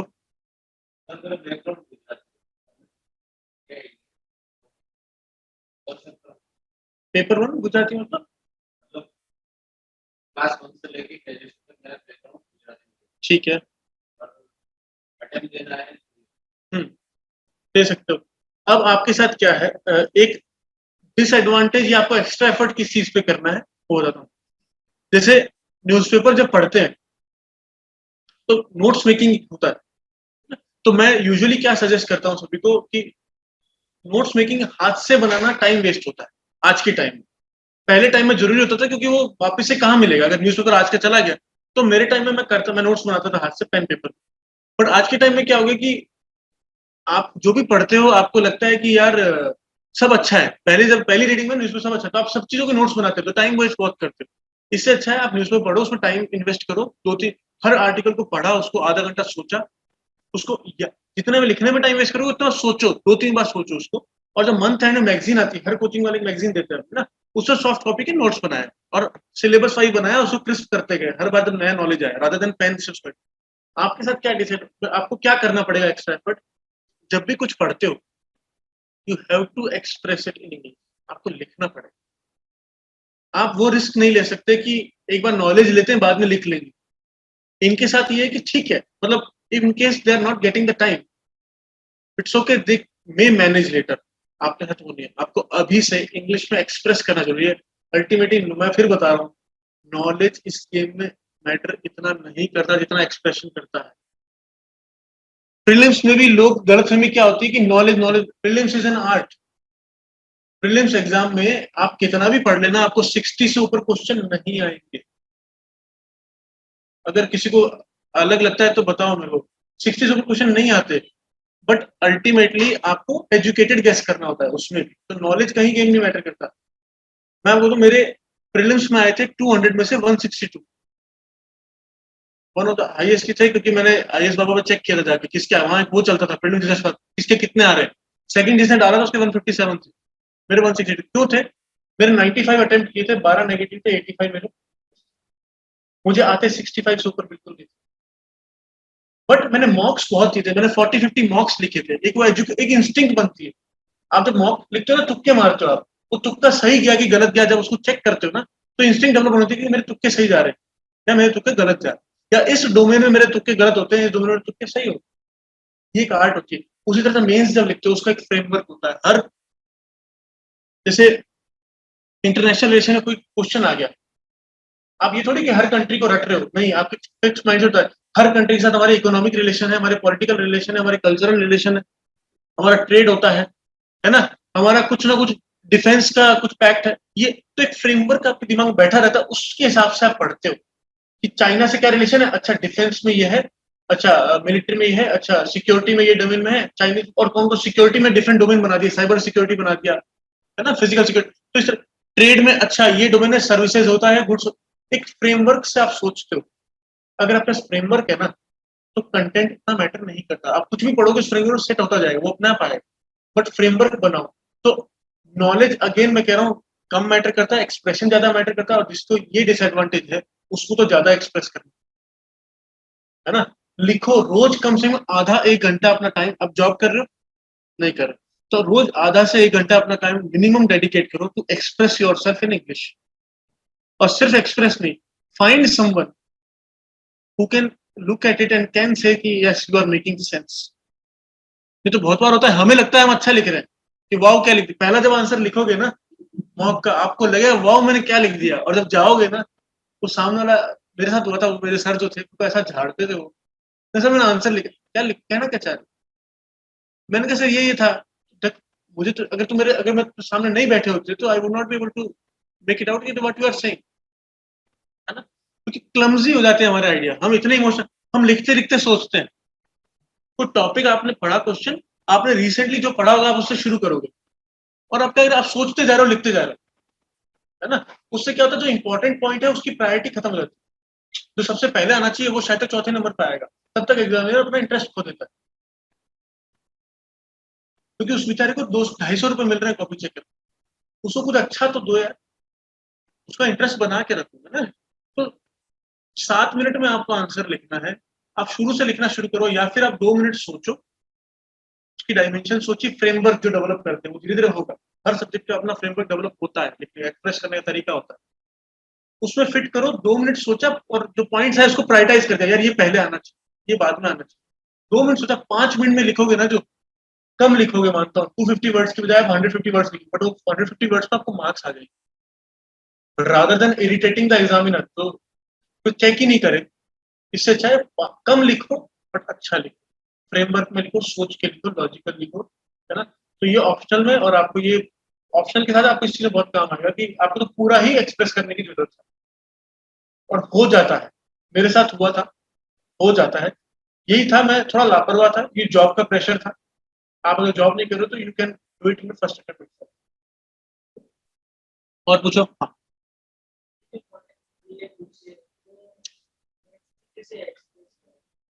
आपने बुक से नॉलेज लिया है, मेंस में कैसे एक्सप्रेस करें?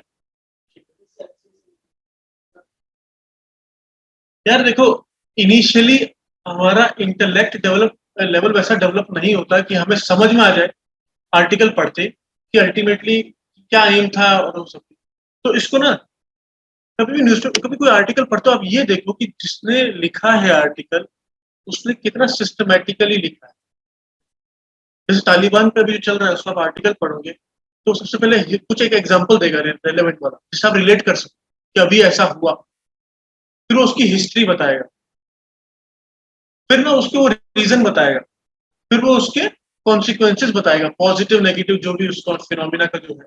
फिर वो कंक्लूड करेगा एक होपफुल नोट पे कि ये अगर होगा तो ये हो सकता है, सॉल्यूशंस बता सकता है। तो उसने जैसा सोचा, क्या आप ऐसा कर सकते हो? इनिशियली भले टाइम लगता है, बट उसके इमिटेट, एक होता ना, बंदर को देखा आपने कभी? बंदर को स्मार्ट एनिमल क्यों बोलते हैं? वो इमिटेट कर लेता है तुरंत, उसको कुछ नहीं पता हो भले, तभी तो हमारे एंसेस्टर रहे, है ना, नहीं सही बात है, इसीलिए रहे क्योंकि हम उसी तो आए। तो वो करना है, इमिटेट कर, देखो, या तो आप बॉर्न स्मार्ट हो, या आप स्मार्ट को इमिटेट करो, ज्यादातर वही चलता है ना। जो लिख रहा है अच्छा उसको इमिटेट करने की, उसकी स्टाइल को कॉपी। कोई अच्छा स्पीकर है, जैसे मैं जब इंटरव्यू की तैयारी करता था, एक सदगुरु करके है, मैं प्रमोट नहीं कर रहा किसको, ये नॉट वो लॉजिकल बात करते हैं, तो मैं उसकी ना, मैं इंटरव्यू से पहले बहुत देखता था उसको कि द वे ही स्पीक, उनसे कुछ भी पूछा है क्वेश्चन जो कि अनएंटिसिपेटेड है, उसके चेहरे पे नहीं आने देता वो ना एक हंसता है पहले, है ना, स्माइल करता है, जिससे क्या होता है सामने वाले का ध्यान डाइवर्ट हो जाता है, अब वो सोच रहा है, वो टाइम ले रहा है ताकि लॉजिकल बात करे, अगर वो कुछ भी बोलेगा तो उसका वैल्यू खत्म हो जाएगी। तो he needs time, if he needs time how to do it, तो वो एक्सप्रेस ही कर रहा है अपना, तो उसको लोग इमिटेट करते हैं, क्यों? क्योंकि that's a good way to express yourself. इस तरह से जब आप पढ़ते हो आपको एक स्टाइल समझ में आती है, और आपके दिमाग में आता है कि the day I get the opportunity I will also express in this way. तो क्यों ना उसको जब पढ़ा है आपने, आंख बंद करी, सोचा उस आर्टिकल के बारे में, कैसे इसने फ्लो बनाया आपका, और कुछ रफ में ऐसे लिख लिया, फ्लो बनाया, 4-5 वर्ड लिखे, उसे एरो बनाया, इससे हुआ इससे हुआ। शुरू में नहीं भी बना पा रहे हो एरो तो कोई बात नहीं, कभी तो बना लोगे। जब पहली बार जिंदगी में इंग्लिश बोली थी, फंबल किए थे ना, बट जिसने उस टाइम हार मान ली वो आज भी फंबल कर रहा है, जिसने उस टाइम बेइज्जती झेली वो आज आगे बढ़ गया। हर चीज में होता है ना ऐसा, तो इसी तो ऐसे ही लोग कि हाँ आज नहीं कर पा रहा मैं, कोई बात नहीं, टाइम वेस्ट हो रहा है, कोई बात नहीं, बट एक दिन आएगा जब मेरा इंप्रूवमेंट होगा। ये ऑर्गेनिक होता है, ये एग्जाम पूरा ऑर्गेनिक प्रिपरेशन है, इट्स नॉट कि कोई आपको डोज दे जाएगा, ये आपको फाइट करनी है, बट ऑर्गेनिकली डेवलप आ जाएगा। न्यूज़पेपर अच्छे से पढ़ो, उसको लॉजिकली पढ़ो, और जो पढ़ा रहा टीचर नहीं समझ में आ रहा तो उससे पूछो वापिस, मुझे लॉजिक फ्लो, एक समरी बताओ, मुझे समराइज करो इसको लॉजिकल फ्लो में। तो अल्टीमेट, लिखने से पहले अगर आपको पता है मुझे जाना कहाँ है, तो आपका फ्लो बनता है। आपको पता ही नहीं जाना कि आप लिखना शुरू कर दोगे तो कैसे आप एक्सप्रेस कर पाओगे ना। तो पता होना चाहिए हर क्वेश्चन में, एक पढ़ते ही या कुछ भी सुनते ही, यार यहाँ से शुरू हुआ था यहाँ गया है, बीच की प्रोसेस ठीक है, बट एम पता होना चाहिए, तो आपका डायरेक्शन बना। और बोलो।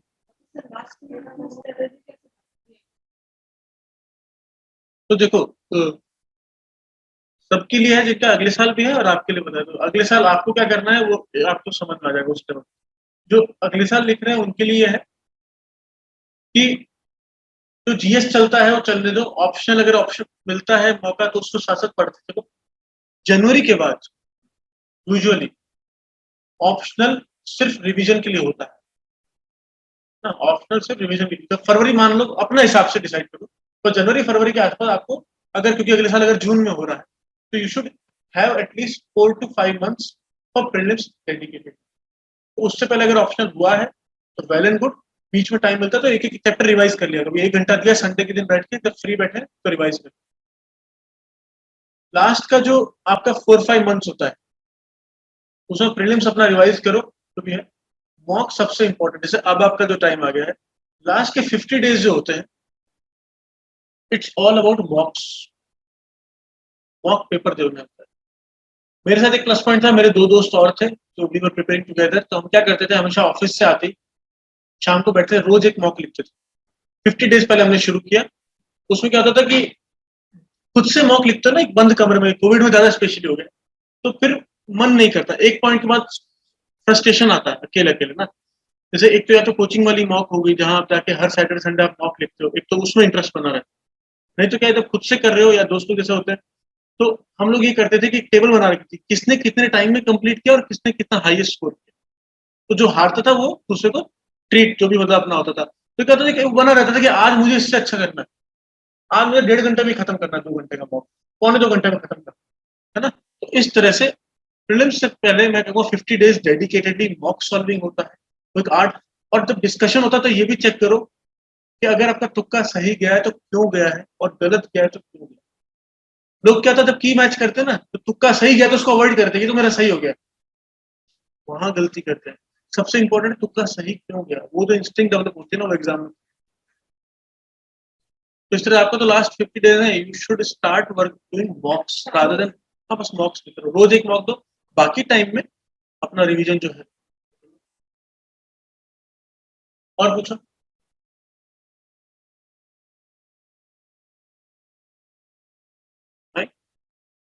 Hello. ऑनलाइन कोई डाउट्स?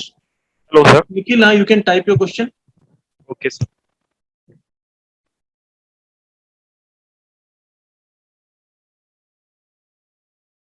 तब तक मैं बुक्स बता देता हूँ फिर। ठीक है, जो सोशियोलॉजी ऑप्शन चूज करना चाह रहे हैं, देखो एक होता है हर्लम्बोस और हॉर्बॉन, एक बुक है, आपने सुना होगा नाम, मैं नाम लिख देता हूँ स्क्रीन पे, चैट बॉक्स को। हाँ हाँ, अच्छा ऐसे ही सुन लो, इसमें स्क्रीन में कुछ दिक्कत है, एक सेकेंड।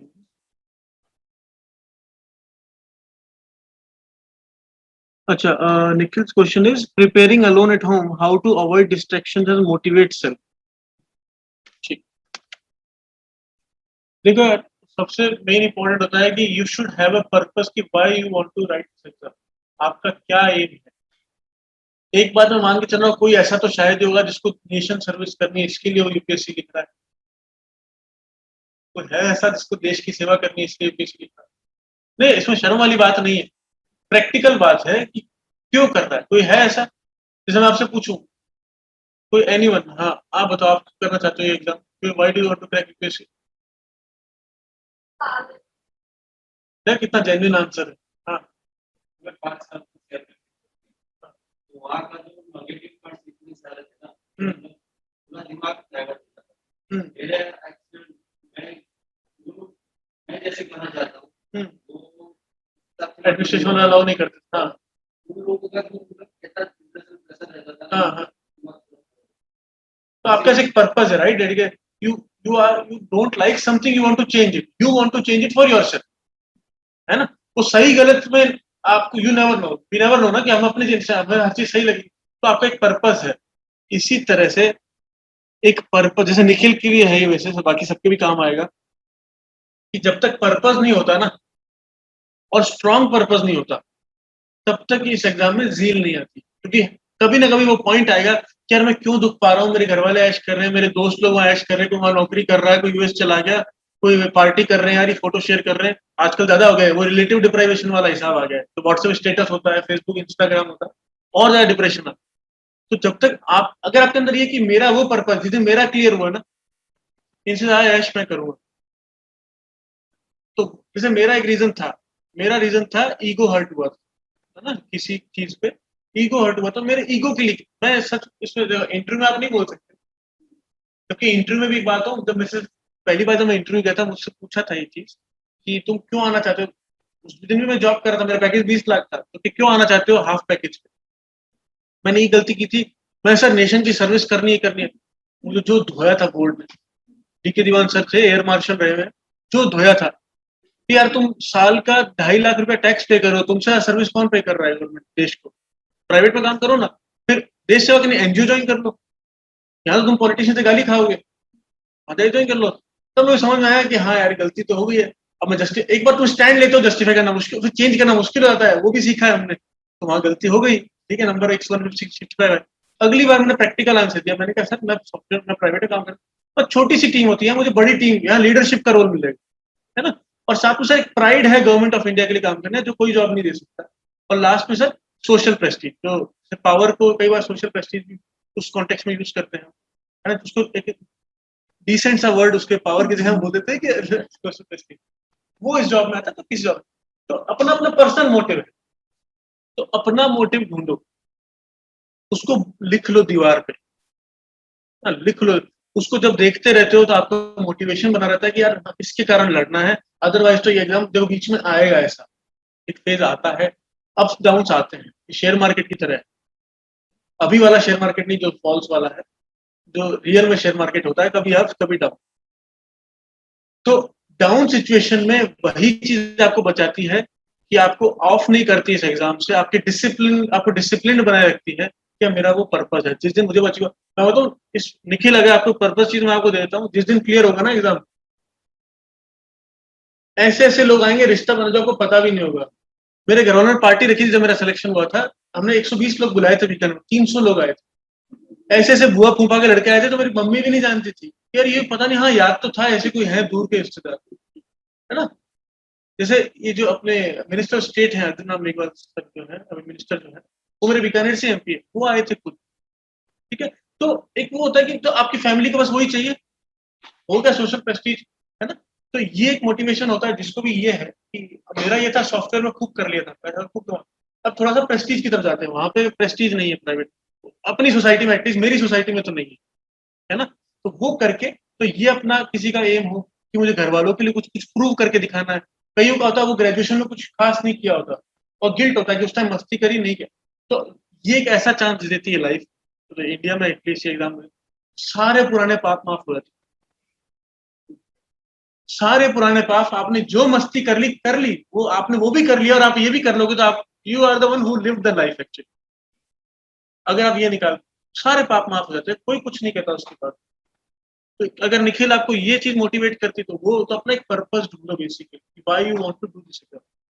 अच्छा Payal sir, any tips on how to prepare with job, how you manage to do it? बहुत मुश्किल होता है, कारण क्या है कि you can not tell your employer that you are preparing for this exam.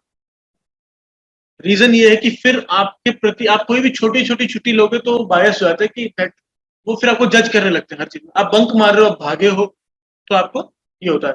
तो सबसे पहली चीज, it may sound unethical but please don't tell your employer. नहीं तो आपको सिंपल सी लाइफ में प्रेशर, आपका मैनेजर आपकी लाइफ हेल्प कर देगा, है ना, बिना बात के। ठीक है। दूसरी चीज मैं ये करता था कि अपना टाइम ढूंढो, सूटेबल टाइम। जैसे मैं मॉर्निंग में उठता था 3 o'clock, 3 to 9 पढ़ता था, क्योंकि मेरी फैमिली जॉइंट फैमिली थी, तो वहां रात को बच्चे परेशान करते हैं, आवाज करते थे। ठीक है।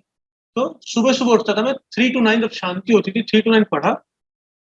न्यूज़पेपर का ऐसा था कि मैं सोचता था कि मैं रास्ते में पढ़ूंगा, तो बस में जा रहे हो या आप, एक फ्रेंड था साथ वाला जो ऑफिस का था, तो स्कूटर पे जाते थे, तो जो एक चला रहा है, पीछे जो बैठा है वो अपना हाथ में न्यूज़पेपर लेके बैठा, भले सिग्नल पे लोग हंसते थे, लिटरली हंसते थे, पागल है क्या, ऐसा क्या अखबार पढ़ने की जल्दी है, घर जाके पढ़ लेना।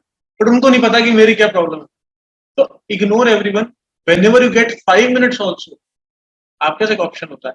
तो न्यूज़पेपर पढ़ा, ऑफिस में लंच के लिए भागे दूसरे फ्लोर पे जहाँ कोई नहीं जानता, बिल्डिंग में। तो वहां पे जाके क्या 5 मिनट लंच खत्म किया और 1 घंटे का ब्रेक होता था, तो टिफिन बॉक्स में छुपा के ले आता था मैं अखबार, ऐसे रैप करके। वहां जाके अपना शांति से, जहाँ कोई नहीं जानता, वहां जाके पढ़ना पढ़ के। फिर बीच में ऑफिस में 4 बजे लोग चाय ब्रेक पे जाते थे, मैंने अपने दोस्तों से कट ऑफ किया, उनको नहीं बताया, किसी को भी नहीं बता सकता ऑफिस में, दोस्त है बट कौन कहाँ से क्या कन्वे कर दे। जाके मैं टॉयलेट में चला आता था, है ना, वहां बंद किया, अपना कमोड पे बैठे, हेडफोन लगाए और अपना एक चैप्टर खत्म किया वीडियो का।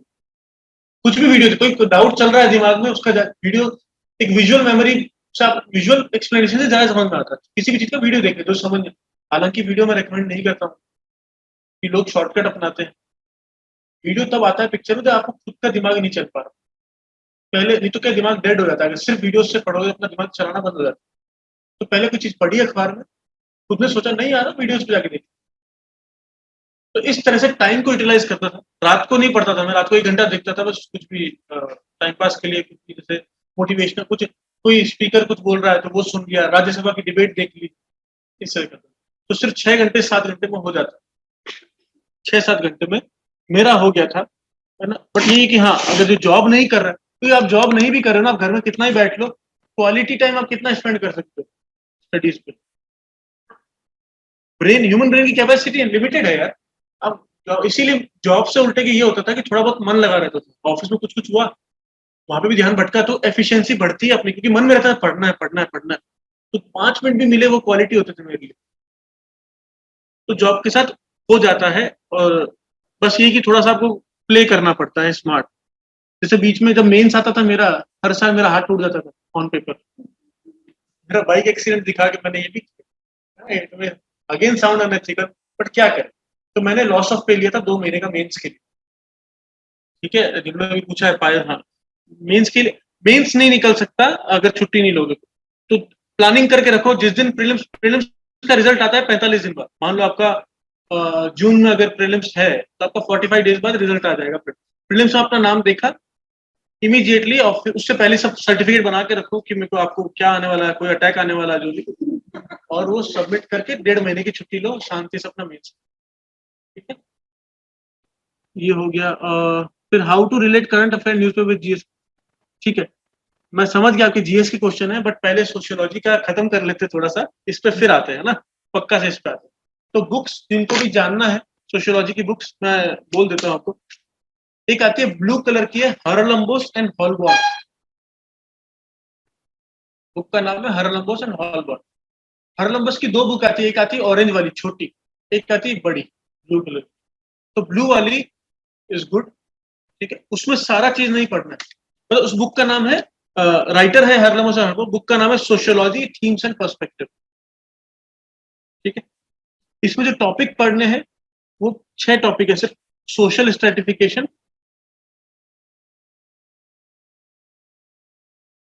Religion, deviance, power, next politics, politics and the state, and last है मेथोडोलॉजी, ठीक है। इसके अलावा थिंकर्स जो है, जो 6 थिंकर मैंने बोला था, they are not good in this book. तो अपना इस बुक से मत पढ़ना थिंकर। थिंकर्स के लिए है एक जॉर्ज रिट्जर आती है, कोई किताब आप खरीदने की जरूरत नहीं, सबकी सॉफ्ट कॉपी नेट पर फ्रीली, जॉर्ज रिट्जर तो फ्रीली अवेलेबल है ना। तो जॉर्ज रिट्जर की बुक है सोशियोलॉजिकल थ्योरी करके। तो आउट ऑफ 6 थिंकर 4 थिंकर अच्छे हैं, 4 थिंकर अच्छे हैं। Karl Marx, Emile Durkheim, Max Weber और जीएच पी। ये 4 थिंकर जो है वो इस बुक में बहुत अच्छे हैं, इसके बियॉन्ड जरूरत नहीं। जो बाकी 2 थिंकर हैं अपने तालकट पार्सन्स और मर्टन, वो दोनों इग्नू में बहुत अच्छे हैं, है ना। इग्नू का है, लिख लो ईएसओ 13, ये फ्री में अवेलेबल है नेट पे। ESO 13 sociological thought, ESO 13 sociological thought, unit 27 to unit 31, unit 27 to unit, इसमें आपको मिल जाएगा अपने पार्सन्स और मर्टन। ये सफिशिएंट है पढ़ने के लिए, ठीक है। बट अल्टीमेटली मैं एक बात बोलूंगा कि सोशियोलॉजी का दिक्कत क्या है कि यूपीएससी के एग्जाम्स के हिसाब से कोई बुक नहीं है। तो अगर गाइडेंस मिल रहा हो तो आपका बहुत रास्ता इजी हो जाता है, आपको इसे पढ़ने की जरूरत ही नहीं। जो गाइडेंस मिला, इस कुछ भी नहीं पढ़ना है, जो पढ़ाएगा वो इन्हीं से बनाएगा। तो गाइडेंस अगर मिल रहा है तो कुछ मत पढ़ो, उस पर ट्रस्ट करो, सिंगल सोर्स पे ट्रस्ट करो और अपना आंसर राइटिंग करो। मेन आपका पर्पस 2 घंटे की क्लास अटेंड करी, अपना आंसर लिखा और उसे चेक कराया। Assignment should be the priority. अगर खुद से कर रहे हो तो ये इससे पढ़ो, इसमें थोड़ा टाइम लगता है ग्रास्प करने में, बट एक बार ग्रास्प हो गया तो रास्ता पूरा इजी हुआ।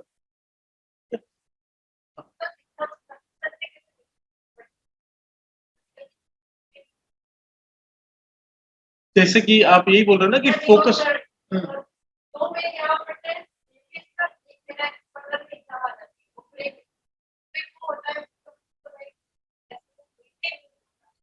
मैं आपको बताया ना, देखो आपको तो एग्जाम आता है ना, मैं तो डेली जॉब था। और जॉब की चैलेंजेस, मैं टीम लीड था, तो जॉब की चैलेंजेस टीम लीड के लिए कोई अगर रोल प्ले किया है उसको पता होगा कि बहुत ज्यादा होता है ना। आपको 5 लोगों की जिम्मेदारी होती है, एक भी नहीं कर रहा था आपके। तो क्यों मेंटेन था, क्योंकि एक ही जिद थी कि यार जिस दिन होगा उस दिन क्या हो। मेरे को आज भी याद है, रिजल्ट आया था हमारा 31 मई 2017 को। मैंने 3 जून को मैंने पेपर डाला था, तो रिजाइन किया था उसके बाद में। तो 31 मई को रिजल्ट आया ना, उससे पहले 28 मई को मेरा मैनेजर बोल चुका था मेरे को कि अब तुम परफॉर्म नहीं कर रहे हो, तुम कहीं और देखो। इस लेवल का हो गया था, क्योंकि मैं पहले, मेरे को क्यों उन्होंने झेला 2 साल, क्योंकि मैं बहुत अच्छा पहले काम, मतलब I was one of the, मैं यंगेस्ट टीम लीड था वहाँ पर। बट जब यूपीएससी का चस्का लगा तो मैं फिर अपना इस पे आने लगा, मेडिकल रीजन, कुछ भी बहाने मार रहा हूँ, काम परफॉर्मेंस खराब हो गया है। तो देवर फेड अप ऑफ मी और मुझे बोला था 28 मई को कि तुम अब ढूंढ लो दूसरा, महीने भर का नोटिस। मेरे दिमाग में एक ही चीज चल रही है, एक बार रिजल्ट आने दो, एक बार रिजल्ट आने दो। और 3 दिन रिजल्ट आया हुआ। तो इसी तरह वो एक होता है, उसी के कारण अगर आपका ये रहेगा ना, तो ग्रेजुएशन खराब मत करना, पहली चीज मैं बोलूंगा। कारण क्या, ये एग्जाम थोड़ा सा गैम्बल होता है, आपको भी पता है ना। किस्मत भी रोल कभी कभी कर जाती है, हालांकि मैं खुद बिलीव नहीं करता, बट फिर भी मैंने देखा है, मेरे बहुत बढ़िया बढ़िया नॉलेजेबल दोस्त थे मेरे, जिनका नहीं हो पाया। तो कहीं ना कहीं लक भी होता है। इसीलिए जिस दिन अगर नहीं होता है तो क्या है फिर आपके पास, ऑन पेपर क्या है, ग्रेजुएशन की डिग्री तो है, तो उसको नहीं, उस पर फिर उसके साथ जस्टिस करना, बट अपना पर्पस दिमाग रखना कि मेरा लॉन्ग टर्म गोल क्या है ना। तो बैलेंस अपने आप आता है यार, इसमें ना कहने से नहीं आएगा, आपको बस ईमान अंदर ईमानदार होनी चाहिए। जो रूम के अंदर बैठे हो गेट लॉक करके, घर वाले बाहर खुश है कि हमारा बच्चा पढ़ रहा है, तो उनको बेवकूफ मत बनाना। एक ही बात है, कोई सोच रहे हैं मेरे घर वाले कि मेरा बच्चा जॉब छोड़ के जॉब नहीं कर रहा और पढ़ रहा है, तो उनको बेवकूफ मत बनाना। ये बस रखना, अपने साथ ईमानदार है, तो उससे अपने आप सिंसियरिटी आ रही। ये आना चाहिए ना यार कि अरे यार मेरे 2 घंटे वेस्ट, गिल्ट नहीं होता क्या कभी? मेरे साथ होता था, मैं कभी एक वीडियो एक्स्ट्रा देख रहा हूँ ना यूट्यूब पे, करते करते क्या कोई चीज के लिए देखा, मन कर जाता है कोई नई चीज देखने, मुझे गिल्ट होता था यार हमने 15 मिनट वेस्ट कर, क्योंकि मेरे लिए बहुत कीमती थे विद जॉब, तो आपको तो विद ग्रेजुएशन वो भी कीमती है। तो गिल्ट जिस दिन गिल्ट आने लग जाएगा ना अंदर, अगर मेरा टाइम वेस्ट हो गया, अपने आप सिंसियरिटी आ जाएगी। और बताओ, जैसे अभी किसी ने पूछा है, sir if how to relate current affairs and newspaper with GS subjects and when to start with monthly current affairs. ये बहुत इंपॉर्टेंट है कि लोग, क्या होता है कि करंट अफेयर्स और मेंस में कोई रिलेशन नहीं बैठाते। उसका कैसा तरीका है, आपको सिलेबस देखो पहले, GS1, GS2, GS3, GS4 का। ऐसा कोई जिसने अभी तक सिलेबस नहीं देखा है? हो ही नहीं सकता, मैं मान, लोग अवॉइड, कोई तो होगा जिसने अभी तक सिलेबस ही नहीं देखा है। कौन कोई है? सबने सिलेबस देखा है। GS3 का सिलेबस होगा ना,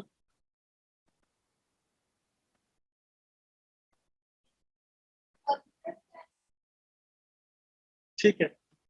ये मैं इसलिए कह रहा हूँ क्योंकि बहुत लोग अवॉइड करते हैं सिलेबस देखना कि यार प्रिपरेशन हो रही ना, होते होते सभी तो पढ़ना है, सब कुछ तो पढ़ना है ना, इस कारण वो अवॉइड करते हैं। ये एक गलती होती है। इससे क्या होता है कि हम, कोई डायरेक्शन नहीं होती। तो क्या करो, जीएस का सिलेबस जो है उसको अपना एक, जो कंप्यूटर के साथ फैमिलियर लैपटॉप है, जो डिजिटल नोट्स बना सकते हैं, उनके लिए बहुत काम आता है। क्या है कि ऐसा मैं करता था कि अपना GS1 का एक डॉक्यूमेंट फाइल बनाया MS वर्ड, एक GS2, GS3, GS4, तो सिलेबस है उससे कॉपी पेस्ट कर लिया, एज इट इज सिलेबस में मार दिया और हर एक टॉपिक का एक एक पेज दे दिया। अब क्या है कि जब मैं न्यूज़पेपर पढ़ता था ना कुछ भी, तो नोट्स नहीं बना रहा, हैंड रिटन, उसको पढ़ा, 20-25 मिनट, आधा घंटा सोचा उसके बारे में, है ना, तो नोट्स में टाइम वेस्ट कर रहा था, उसको यार सोचा, उसके बाद मैंने, जो मुझे समझ में आया मैंने उस, अब मुझे ये तो पता है, सिलेबस पता है तो कि कहाँ लाई करता है ये टॉपिक। अगर ये तालिबान का टॉपिक है तो या इंटरनेशनल रिलेशन में जाएगा, है ना, और ये रिलीजियस एक्सट्रीमिज्म, सोशल अगर कुछ इम्पैक्ट पड़ता है, तो मुझे आइडिया लगता है, ब्रॉड ट्रेड का है तो किसके साथ जाए, कहाँ जाएगा, तो मुझे थोड़ा आइडिया लग जाता है कि किस मेरे सिलेबस में कहाँ जा रहा है। कोई हिस्ट्री का टॉपिक है, ये सब, कोई ज्योग्राफिकल फिनोमिना हो गया, फ्लड आ गया, तो GS1 में जाए, मुझे ब्रॉडली पता है। तो वहां मैंने वो टॉपिक ढूंढा, उसके नीचे जाके ऐड कर दिया करंट अफेयर। अब मेरी थ्योरी भी चल रही है साथ साथ, है ना, कहीं कोचिंग पे पढ़ रहे हो, खुद से पढ़ रहे हो, लक्ष्मीकांत कुछ भी कर, लक्ष्मीकांत पढ़ रहे हो मान लो, अभी कुछ चल रहा है मान लो, पॉलिटिकल डोमेन में कुछ चल रहा है, ठीक है, जैसे लव जिहाद का टॉपिक आ जाए, सुना होगा आप लोगों ने, अभी चल रहा था, है ना, आपने पढ़ा, आपको इतना समझ में आया कि यार ये टॉपिक का क्रक्स क्या है, कि यार जिहाद एक रिलीजियस फिनोमिना है, लव एक पर्सनल फिनोमिना है, मैरिज से रिलेटेड है, तो क्या हो रहा है कि मैरिज के नाम पे कन्वर्जन वाला टॉपिक है ना। तो अब इसमें रिलीजन आ गया, मेरे कॉन्स्टिट्यूशन में कहाँ है रिलीजन, कौन सा आर्टिकल है, फंडामेंटल राइट्स,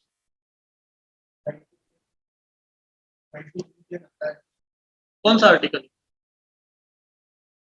25 है, राइट, बस। तो अभी ये करंट अफेयर था, आपने पढ़ा उसको, आप GS2 में जाओगे अपने नोट्स में, वहां अपनी जाके कॉन्स्टिट्यूशन पॉलिटी वाले में एक हेडिंग डाल दी, है ना, फंडामेंटल राइट्स आपका कहीं ना आपने बनाया होगा ना, उसके नीचे जाके डाल दिया ये एग्जाम्पल। अब जब पॉलिटी पढ़ोगे, वापस रिवाइज करोगे, या कहीं सुना है, वहां आर्टिकल भी लिख दिया आपने, उस आर्टिकल में भले ही ना हो, आपने यहाँ कोट कर दिया। अब आपकी थ्योरी थी, एक करंट अफेयर का एग्जाम्पल था, आपने रिलेट कर दिया। सोशल इश्यूज में आप आओगे, तो ये रिलीजियस एक्सट्रीमिज्म की तरफ एग्जाम्पल, वो धीरे धीरे आप जब सोसाइटी पढ़ोगे, अगर सोशियोलॉजी पढ़ोगे, आपको समझ में आएगा कि मैरिज एक टॉपिक है सोशियोलॉजी में, है ना। इंडिया में मैरिज के लिए, इंटर रिलीजियस मैरिज के लिए ऑलरेडी एक एक्ट है, स्पेशल मैरिज एक्ट। एक हिंदू मैरिज एक्ट है जो हिंदूज की मैरिज कराता है, एक मुस्लिम मैरिज एक्ट मुस्लिम की कराता है, मुस्लिम पर्सनल लॉ है, क्रिश्चियंस की अपना अलग है। बट जब इंटर रिलीजन होता है उसके लिए एक सेक्युलर एक्ट है, तो इसकी जरूरत क्या है। तो ये आप जब वो पढ़ते हो, आपको वो भी पढ़ा आपने, आपने आया कि उसको इसी लव जिहाद के अंदर ऐड कर दिया। तो लव जिहाद एक ऐसा चल रहा है, कोई पूछ सकता है आपसे, मेंस में आ सकता है, इंटरव्यू में आ सकता है, कोई भी पूछ सकता है। तो अब धीरे धीरे क्या आपको कंसेप्ट बिल्डिंग होता है, करंट अफेयर्स के साथ साथ आपकी थ्योरी रिलेट होनी शुरू होती है। कुछ पढ़ा उसको कहीं लिखोगे ना अगर, तो अगली बार कुछ से रिलेटेड हो तो आपको पता हुआ कहाँ जाना है, तो अपने आप लिंक वो सबकॉन्शियसली डेवलप होता है। इट्स अगेन मैं कह रहा हूँ सब, जब आप चीजों को रिलेट सिस्टम बना लो बस अपना, तो अपने आप चीजें रिलेट होने लगती। तो इस तरह से करंट अफेयर्स और जीएस और ऑप्शनल सब चीजें एक साथ रिलेट होनी शुरू हो जाती। इसीलिए न्यूज़पेपर पे टाइम स्पेंड करना पड़ता है, 3 घंटे देने पड़ते हैं नोट्स अपने। और डिजिटल में एक ही फायदा है कि कुछ नया मिला है तो आपको पता है कहाँ ढूंढना है, कंट्रोल फाइंड किया आपको मिल गया। वो हैंड रिटन नोट्स में क्या क्या करोगे, ढूंढोगे। और पुराने नोट्स क्या होता है, अब डिजिटल में एक और फायदा है, आप जब शुरू में पढ़ते हो आपको हर लाइन अच्छी लगती है, आप सारे नोट्स बनाते रहते हो। अगली बार जब पढ़ोगे आपको अपने ही नोट्स बच्चों जैसे लगेंगे 2 महीने बाद, है ना। उन पर हंसी आती कि यार मैं क्या नोट्स बना रहा था, ये कहीं की इंपॉर्टेंट लाइन। उस टाइम लगता है यार ये अच्छी लाइन है, कहीं चेप देंगे। वो माइंडसेट होता है। धीरे धीरे आपका इंटेलेक्ट डेवलप होता है, मैच्योर होने लगते हो प्रिपरेशन में। तो आपको क्या एक ऑप्शन होता है सॉफ्ट कॉपी में, आप उस लाइन को डिलीट कर सकते हो, नोट्स को क्रिस्प बना सकते हो। हार्ड कॉपी में जब कटिंग करते हो ना, अपना नोट्स पढ़ने का मन नहीं करता, एग्जाम टाइम में तो और मन नहीं करता, तो पैनिक सिचुएशन। शॉर्ट नोट्स होते रहते हैं ना, जिसे क्रिस्प होते हैं, वो बॉइलिंग चलता रहता है ना, वो तो कंसंट्रेटेड हो जाता है, वो नोट्स बहुत कम। तो इसीलिए सॉफ्ट कॉपी में नोट्स बनाओ, जीएस कर कुछ भी पढ़ते हो उसको रिलेट करने की कोशिश करो। हो गया, जिन्होंने ये पूछा था उनका, निखिल का हो गया। फिर sir, if I start preparation from September month, would I be able to give attempt in 2020? You would be able to. इसमें क्या, जब जब जागो तब सवेरा है। ये तो, और ये एग्जाम अटेम्प्ट देने का थोड़ी, अटेम्प्ट आप कभी नहीं दे सकते। आप कब रेडी हो वो आपकी प्रिपरेशन पर डिपेंड करेगा। और देखो यार, 6 अटेम्प्ट देती है सरकार, मैं मानता हूँ तीसरे के बाद एक अंदर से आवाज आ जाएगी कि ना हो पाएगा। कईयों को होता है कि यार जेन्युइन प्रॉब्लम हो जाती है तीसरा अटेम्प्ट, तो ठीक है। नहीं तो यार पहला अटेम्प्ट, देखो जो खुद से तैयारी कर रहा होता है उसका सेकंड अटेम्प्ट सबसे बेस्ट होता है, और जो किसी के गाइडेंस में कर रहा होता है उसका पहला अटेम्प्ट सबसे बेस्ट अटेम्प्ट।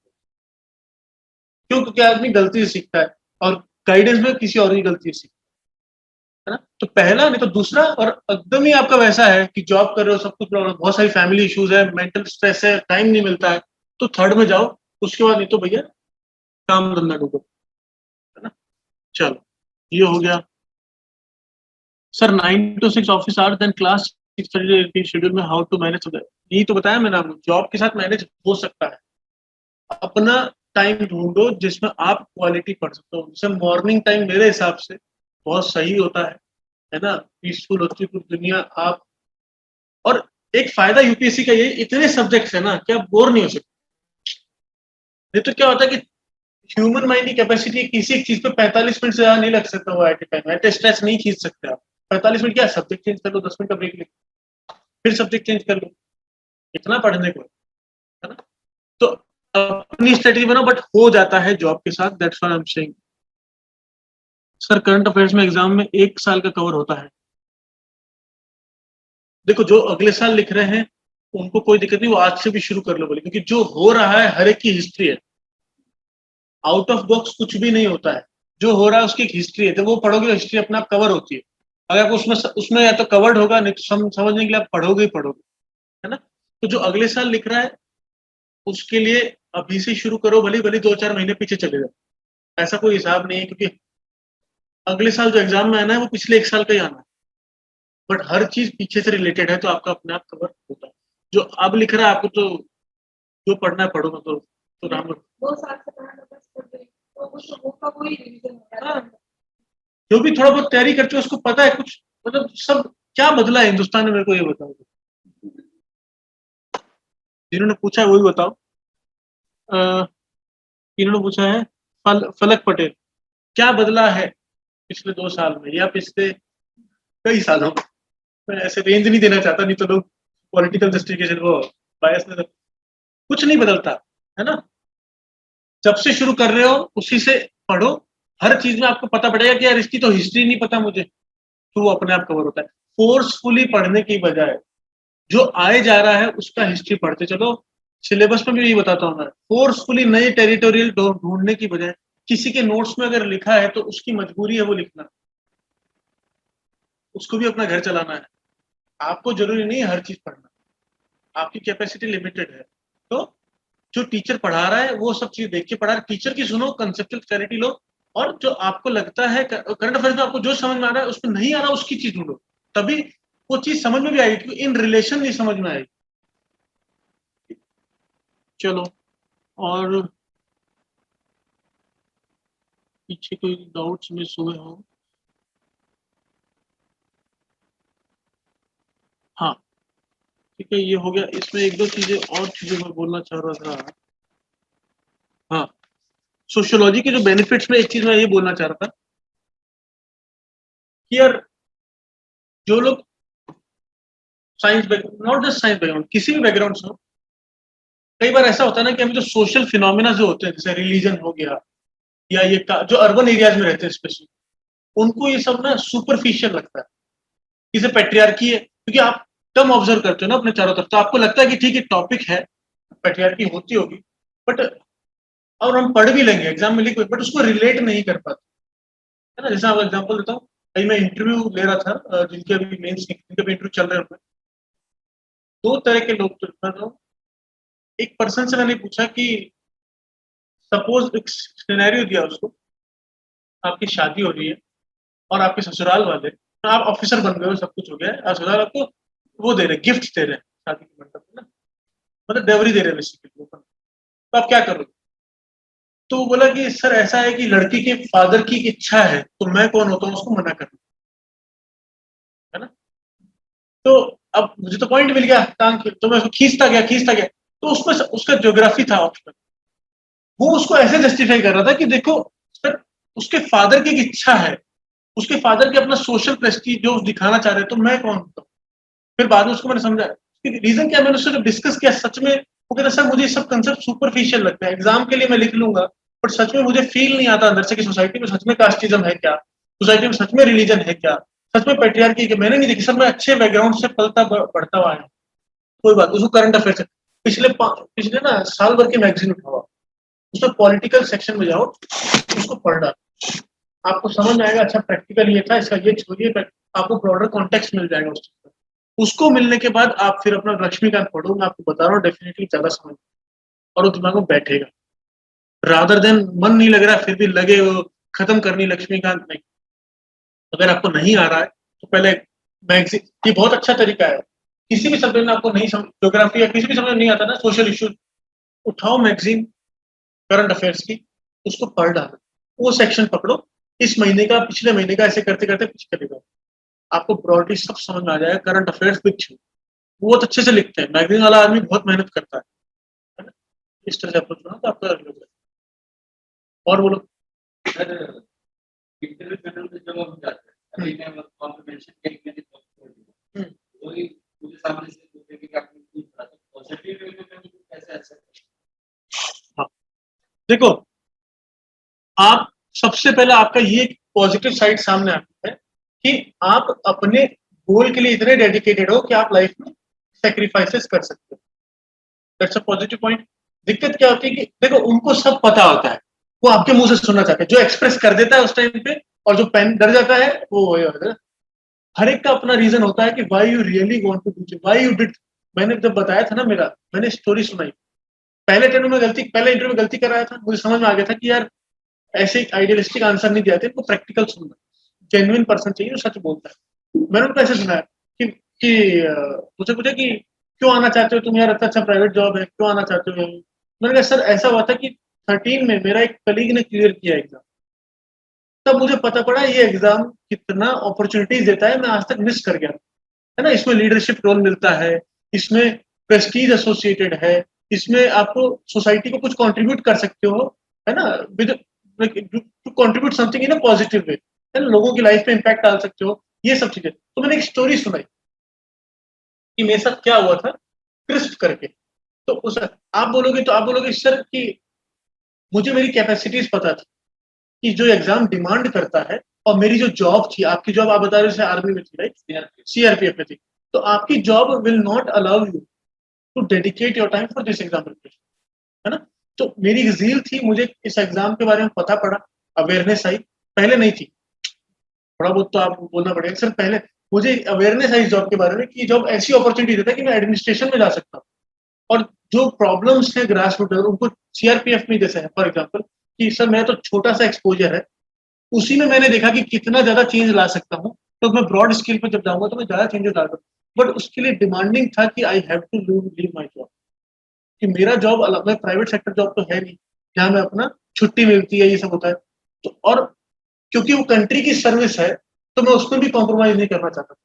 तो rather than me someone else who can contribute at that side better, तो मैंने जॉब छोड़ना बेटर समझा, इवन इफ इकोनॉमिक हार्डशिप आएगी, बट सर मुझे ये करना था तो मैं, दोनों साइड आपने कभी भी अपने पुराने काम को डीमीन मत करना, सबसे पहला पॉइंट यही होता है। आज तक जो लाइफ में किया है उसको कभी डीमीन मत करना। एक वो क्या होता है, वो लोग आपको ऐसा बोलेंगे क्या, आपके अंदर एक गिल्ट होता है कि अगर कभी कुछ गलत जो भी मतलब कि पढ़े नहीं ढंग से कुछ भी किसी के अंदर होता है, वो उसी पे खेलते हैं। अगर आपने उसको अपने आप को डीमीन किया उसको खुश करने के लिए, तो आपको भगा दें। हर एक चीज का रीजन होता है, आपने किसी भी टाइम पे लाइफ में क्यों जो भी किया उसका एक रीजन होता है, अच्छा बुरा, उसमें भी अच्छाई होती है, उसको ढूंढ लो। अपने इस सेल्फ एनालिसिस करना वो मेंस निकलने के बाद होता है, उसका एक सेशन होता है इन द सेंस कि उससे एक उसमें होता है अप्रोच होती है, अपनी हर चीज में पॉजिटिव चीज ढूंढो, वो कहीं भी जा सकता है आपकी हिस्ट्री में। मतलब उसके बारे में ज्यादा मतलब आपको वो पता है ये मेरे पहली बात है ना, मैं अवॉइड कर रहा था पर्सनल क्वेश्चन, फिर मेरे को बाद में समझ में आया नॉलेज मेरा चेक कर चुके हैं वो मेंस में, they are more interested in personal thing. तो पर्सनल थिंग जितनी ज्यादा डिस्कशन करोगे you will be in a commanding situation in that interview, you can take it wherever you want. आप जो लास्ट लाइन बोलते हो उसी से नेक्स्ट क्वेश्चन आता है, स्पेशली पर्सनल डोमेन में। तो पूरा एक अपना ना इमेजिन करो कि आप याद करो पूरा कि आपने लाइफ क्या क्या हुआ था, पूरी अपनी जर्नी बनाओ, हर एक चीज में पॉजिटिव एस्पेक्ट निकालो, और आपका जॉब छोड़ने का इसको क्रिस्प करो क्योंकि क्वेश्चन पहला आएगा, सबका आता है ना, क्यों जॉब नहीं किया या फिर करके क्यों छोड़ दिया, या फिर जॉब कर रहे हो तो क्यों आना चाहते हो, वो बस वो क्वेश्चन फिक्स है, वो आपका बैकग्राउंड देख के उस हिसाब से फॉर्म करो। तो उसमें आपका रीजन होता है कि सर वो जॉब की डिमांडिंग ऐसी थी और वो कंट्री की सर्विस जहाँ रिस्क नहीं ले सकते, तो मेरी जगह कोई और उसको बेटर कर सकता, तो मैंने जॉब छोड़ना सही समझा, क्योंकि मेरा एम है कि मैं एक कुछ ऐसा चेंज ना हो जो मैं उसमें रेस्ट्रिक्टेड फील कर रहा था, और this is the unique job in India which gives that opportunity. और ये लाइन हमेशा चेप देना जो मैंने बहुत मुश्किल ढूंढी थी, कि ultimately it is the sense of pride to work for government. आपके कॉन्टेक्स्ट में ये कि आप पहले ही कर रहे थे तो आप ये मत यूज करना, बाकी लोग यूज कर सकते, कि जो गवर्नमेंट ऑफ इंडिया के लिए काम करने का जो प्राइड होता है कोई जॉब नहीं दे सकता। आपके जॉब में वो था पहले, जो आपके लिए लाइन सुटेबल नहीं, आपको इतना बनाना पड़ेगा कि उसमें ही मैं एक अलग लेवल पे जाना चाहता हूँ कि मैं प्रॉब्लम सॉल्व कर सकूँ। वहां में प्रॉब्लम का पार्ट हो गया था, यहाँ मैं सॉल्यूशन का पार्ट होना चाहता हूँ। तो नेगेटिव पॉइंट भी बताना है मतलब उसके बारे में जो वहां के बारे में अवॉइड नेगेटिव नहीं, पॉइंट हाँ, इट में बैकफायर, क्योंकि सामने जो बैठे हैं ना वो सब ये करके आए हैं, तो वो क्यों है सिस्टम ऐसा उनको पता होगा ब्रॉड पिक्चर। तो कोई बात, कोई चीज अगर चल रही है भले ही वो नीचे वाले को गलत लग रही है, बट ऊपर वाले को पता होता है ना क्यों हो रहा है। आप खुद जानते हो ना, अपनी कंट्री में कई चीजें गलत हो रही हैं, आप बोल सकते हो एज ए सिटीजन, बट आप किसी मिनिस्टर के आगे बात करोगे वो रियल प्रॉब्लम बताएगा, एडमिनिस्ट्रेटर से बात करो रियल प्रॉब्लम बताएगा, ऐसा क्यों करना पड़ता है। तो उसको ब्रॉड व्यू अगर पता हुआ ना आपको छील देगा, है ना, किसको कुछ नॉलेज ही नहीं है फिर, तो उस डोमेन में जाओ मत जहाँ आप श्योर नहीं, जहाँ पूरा नॉलेज नहीं है वहां। पर्सनल पे खेलो ना, इमोशनल कर दो उसको, यही होता है। वो भी यही चाहते हैं यार, वो बेचारे वो बैठे हैं, वो भी पूंजा में आते हैं, सब देश की सेवा करनी है, वो पक जाते हैं ये सुनते सुनते। उनको चाहिए कोई अपना पर्सनल एक्सपीरियंस है, उनको ऐसे ही ट्रीट करो कि पापा के दोस्त। when you talk to the person you do a conversation, when you talk to the personality you feel inferior।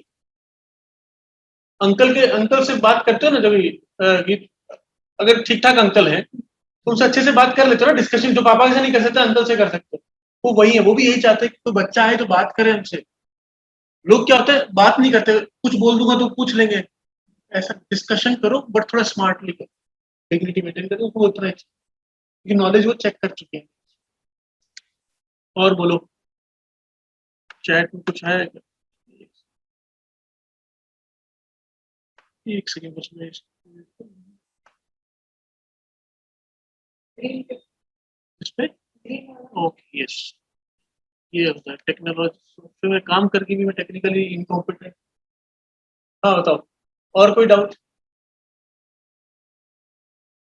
तो कौन कौन बचा है हाँ पूछो।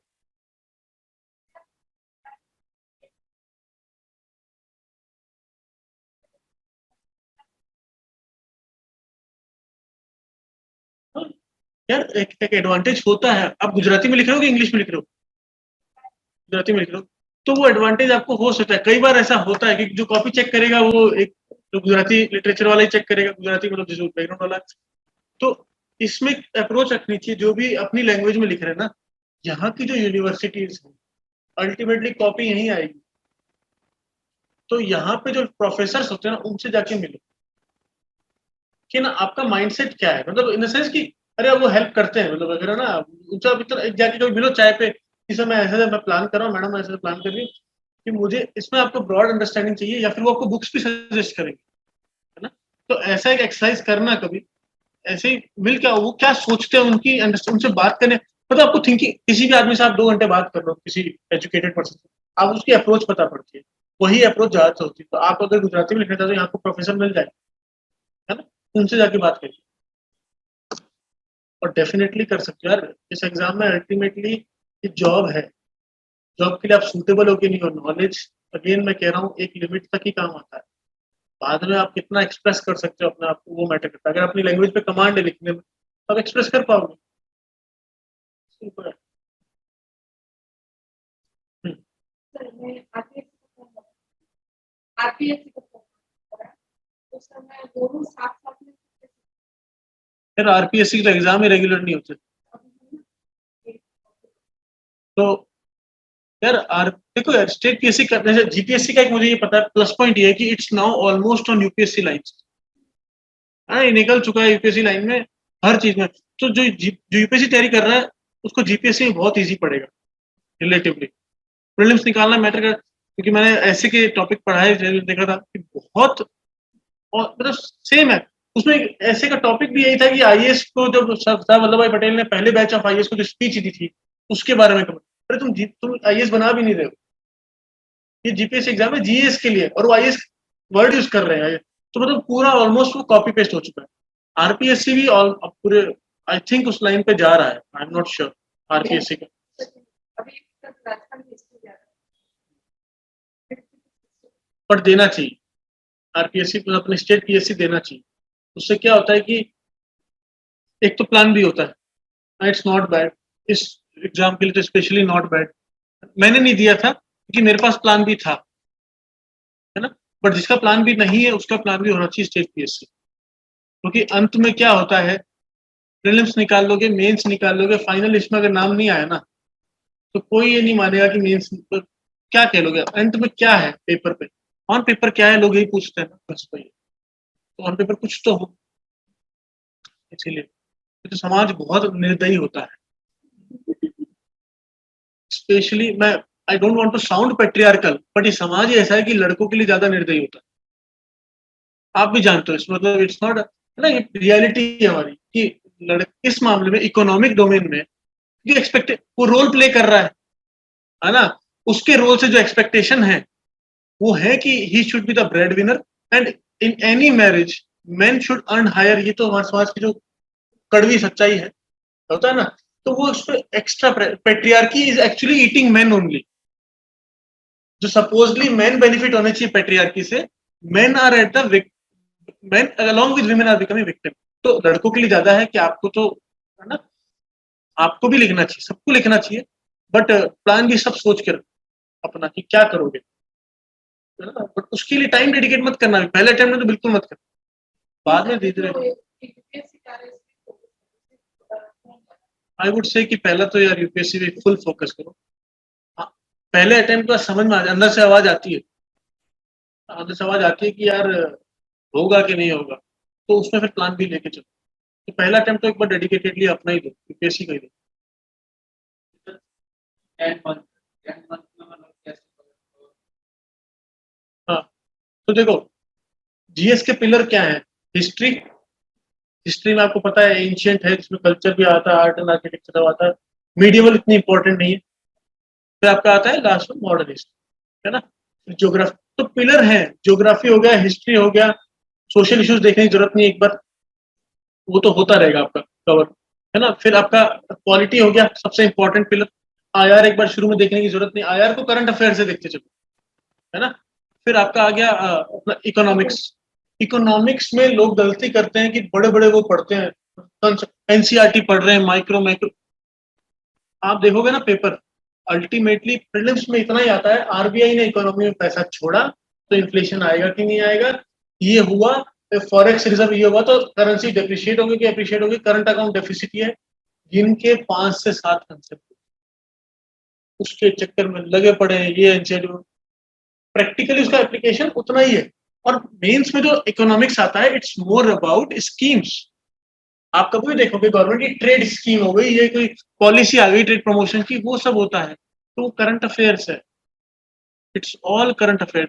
तो कोई अगर पढ़ा रहा है इकोनॉमिक्स तो मैं क्लास में सुना बहुत है, उसमें टाइम वेस्ट मत करो, घर जाके इकोनॉमिक्स जो क्लास में पढ़ा दिया, दैट्स इट।